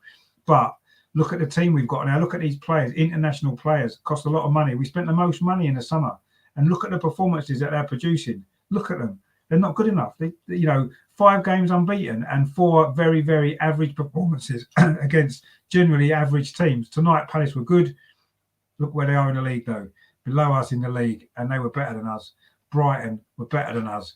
We got draws there. We were fortunate at Burnley. We were fairly fortunate against Norwich, who are bottom of the league. Everybody beats them, and against Tottenham, we played well. Bargav as well. How you doing, Bargav? Thanks for tuning in. He says, that was embarrassing. How is Palace dominating us without their best player? That's a good point. You've forgotten about him. Zaha wasn't even playing, was he? We look like a genuine mid-table side. Yeah, we do. Mid-table is about where we are, and unfortunately, we shouldn't be with the players that we've got.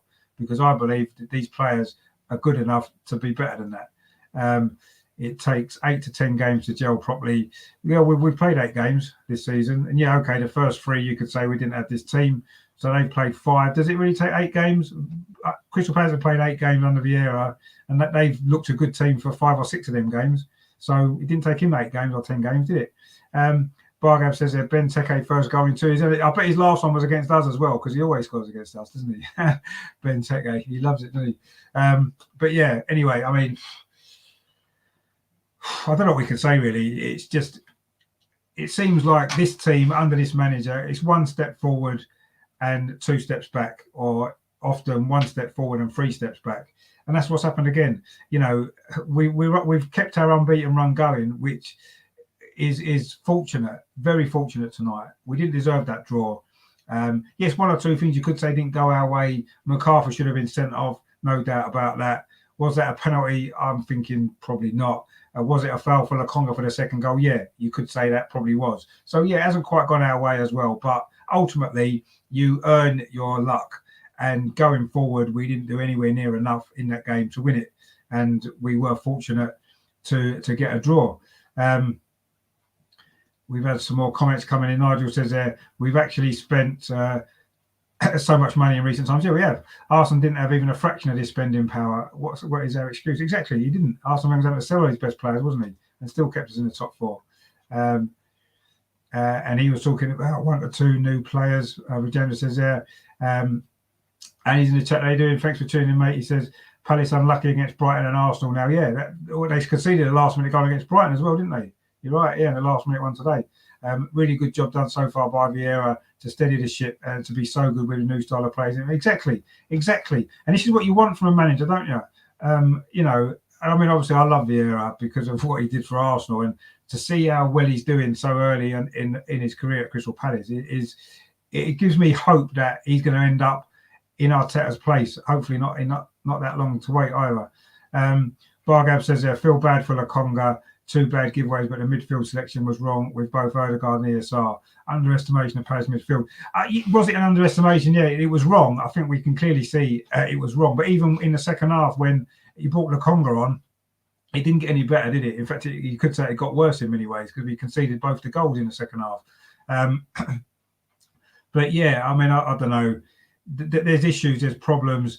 The players don't look as though they're totally buying in to what the manager wants them to do. Are the players good enough for what he wants them to do? If not, you've got to adapt to what you've got. And I still believe we've got a good team. That 11 today, minus Xhaka, who would probably have played if he was fit, is our strongest team that we've got. And it's not a bad team, is it? Look at some of them players, you know.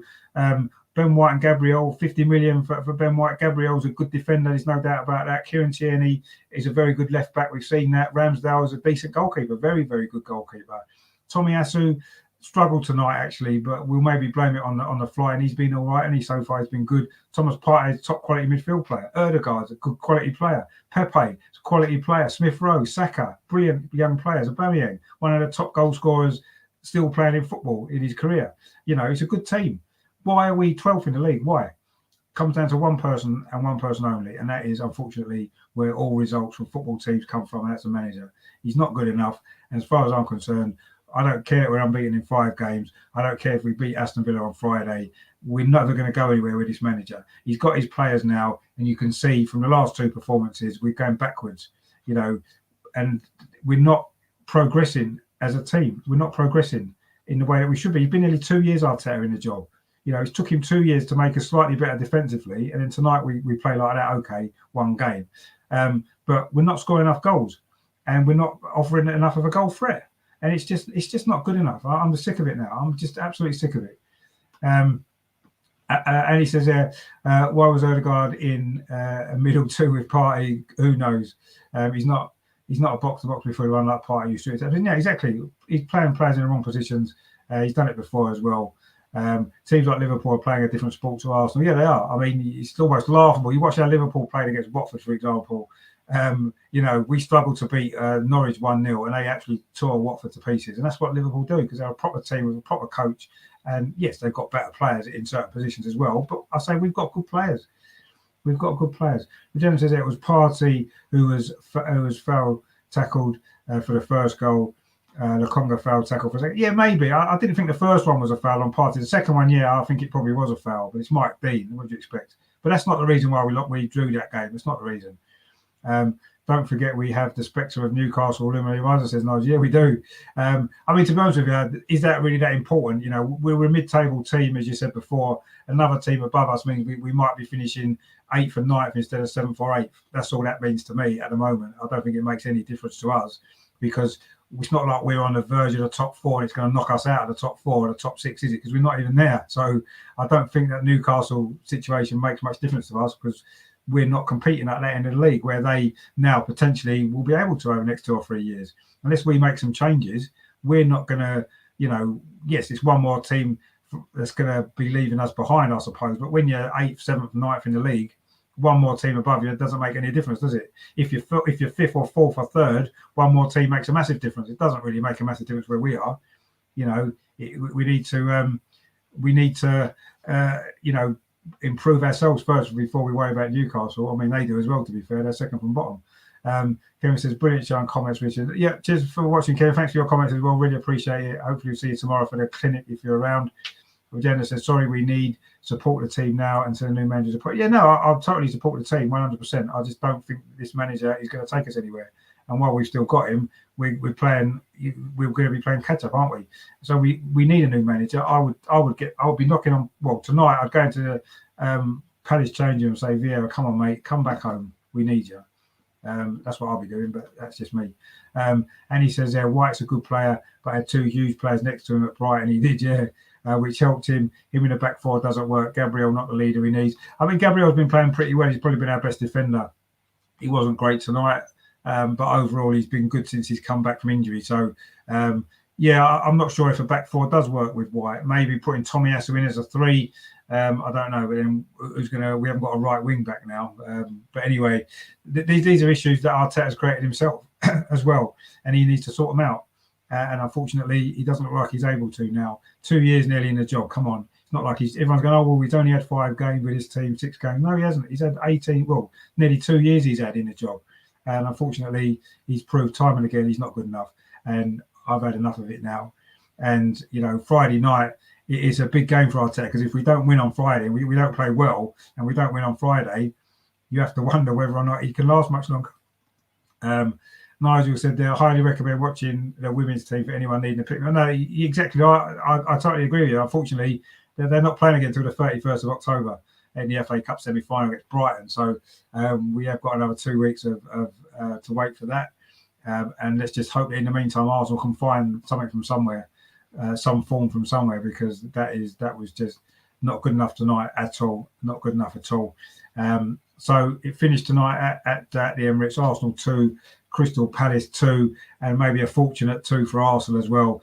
Yet we started so well, dominated the first 10-15 minutes, scored after 7 minutes. Aubameyang, Pepe shot from the right with his left foot, pushed out by Guaita. Aubameyang slotted it in, 1-0. We looked good at that point, but Palace grew into the game in that first half, and they should have been level by half-time. Actually, a great shot from Conor Gallagher, brilliant save from Ramsdale, kept it 1-0. MacArthur could have been sent off for a terrible foul on Bukayo Saka, and Bukayo Saka never came out for the second half.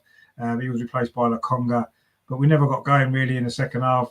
Crystal Palace got level. Benteke scored after Thomas Partey turned into trouble, turned into Ayew. Benteke ran on and scored as he tends to against us, 1-1. Lacazette came on, looked lively, produced a good save from Guaita, and then we conceded another goal. Lokonga was again turned into trouble. He was maybe fouled actually by Conor Gallagher. Palace broke up the other end, and Edouard, who'd been fantastic for them all night, scored to make it 2-1 to Palace, and it looked as though that was that. But in the 5th minute of stoppage time, only 4 had been shown. We got a bit fortunate there, maybe. Palace couldn't clear a corner. Ben White's shot was deflected, saved by Guaita's legs, and Lacazette got the goal he deserved from close range, the last kick of the game, to make it 2-2 and give us something out of the game that we perhaps didn't really deserve. So disappointing again from Arsenal. Got to improve, and it's got to improve quickly because we're playing on Friday against Aston Villa, as we know. Regina says he won the FA Cup, and now that gives him the time. Well, the FA Cup, you know, it's a long time ago, and we haven't looked anywhere near likely doing anything like that again ever since. And Regina says, Man United had Fergie for 5 years and we're not doing well until fifth year. They won the cup and he got more time. Football's different now, isn't it? Football's different now, and I don't know. It's difficult to compare it, isn't it? Do we think Arteta deserves another 3 years to make it up to 5, playing the way we're playing? Is there any hope there? Ferguson has been a successful manager before at Aberdeen, and was it St Mirren or somewhere before that as well? He had experience. He'd been manager of Scotland national team. He was a top manager, knew what he was doing. You could trust him to eventually get it right. Arteta's not done anything as a manager, apart from fluke one FA Cup, and it was fluked. That day in the final, we played well in the semi-final against Man City, and we got lucky in that final, didn't we, that day? We could have been 3-0 down before we'd even started. But, Ferguson was a top manager before that. He'd won European trophies, hadn't he? So, we can't really compare it. If it's different than the Super League, is what you're calling. No, I'm not calling for a Super League at all. I don't want a Super League. I was glad that all that collapsed, although I won't be surprised if it does come back at some point. Although we won't be involved, will we? Because it's a top 6, and we'll be lucky to be in the top 10 by the time that comes around again, I would have thought, the way things are going. To me, Arteta isn't 2 years into the job almost. He's not doing what we need him to do. It's a difficult job, but he's got the players he wants, and he still can't gel them as a team and get them to play as we need to play. So I'm sorry, as far as I'm concerned, that's it now. Friday night, we've got to have a response, and if we don't, and if we, Aston Villa have beaten us the last 3 times. They beat us 3-0, I remember, at the Emirates last season. If we don't get a response on Friday, then as far as I'm concerned, he's got to go. So yeah, you say more time, but he's got till Friday night to sort it out for me. Regina says, then accept the ups and downs of the team. Well, why should we? We've got good players in that team. If we accept Arteta is good enough as a manager for us, then we're accepting the ups and downs. And I'm not accepting he's good enough, and I'm not accepting these performances. Henry there says, bless up to the team. They could have lost all 3 points, but it's just, we battled away till the end, and you have to give them credit for that. But we didn't deserve that in the end, did we? I didn't think. I thought Palace were unfortunate. They played well. They look like a real team. We look like a load of individuals that don't know what they're doing as a unit together, and it's dreadful to watch. But it is what it is. We'll be back Friday for the Aston Villa game. Don't forget tomorrow. Actually, could be an interesting show now. Actually, the Tuesday clinic. I've got Melvin, Dorsey, and Adam joining me. We're going to look back on this game. We are going to also look ahead to the Aston Villa game as well. Obviously, talk about Vieira, talk about Arteta. Lots and lots of things to discuss. That's 8:00 tomorrow evening, so please join me for that. And then on Thursday, I've got an Aston Villa warm-up show. I've got Rich from Villa Podcast coming on. We're going to look ahead to the Villa game on Friday, 8:30 on Thursday. So please tune in for that as well. And then on Friday, of course, a watch-along again on the Aston Villa game. Go live about 7:45, 8:00 kickoff again, isn't it? So join me for that. Hopefully a better Arsenal performance, but unfortunately I can't guarantee that because we just can't guarantee it at the moment. But Jenna says, we did deserve it as they scored their goal. Well, yeah, we sort of, over the full course of the game, I thought Palace were a better team. But anyway, we got away with one, and we need to take that and try and get some positives before Friday. I'm just finding it difficult to find any at the moment. And Henry says, far up, bro. Yeah, and to you, mate. Thank you for watching. He says, okay, we should agree to disagree. Still the best goal. No, thank you for watching. And yeah, we can't always agree with everything. I understand what you're saying. And, Arteta, you feel he deserves a bit more time. Fair enough. For me, I don't think he's done enough in the nearly 2 years that he's been there. Interesting to see what happens on Friday, what the team selection is, what the response is, because we need to see a response on Friday. If we get one, then fair enough, he's done. That's what he needs to do. If we don't get one, I'm sorry, but I'm not sure where he's going to go from there. Anyway, don't forget tomorrow night, the Tuesday clear. It's going to be a good one. Stay tuned for that one. Please like before you leave, share and subscribe as well. And I will see you tomorrow at 8:00 for the clinic with the guys. It's going to be lively. It's going to be good. So tune in for that. Disappointing tonight. Arsenal 2, Crystal Palace 2. Well done, Patrick Vieira. Arteta, you need to shape up, mate, and you need to shape up quickly. Time is ticking. Come on, you Gunners. See you tomorrow, guys, 8:00. Ta-da. Valley, you're up and you're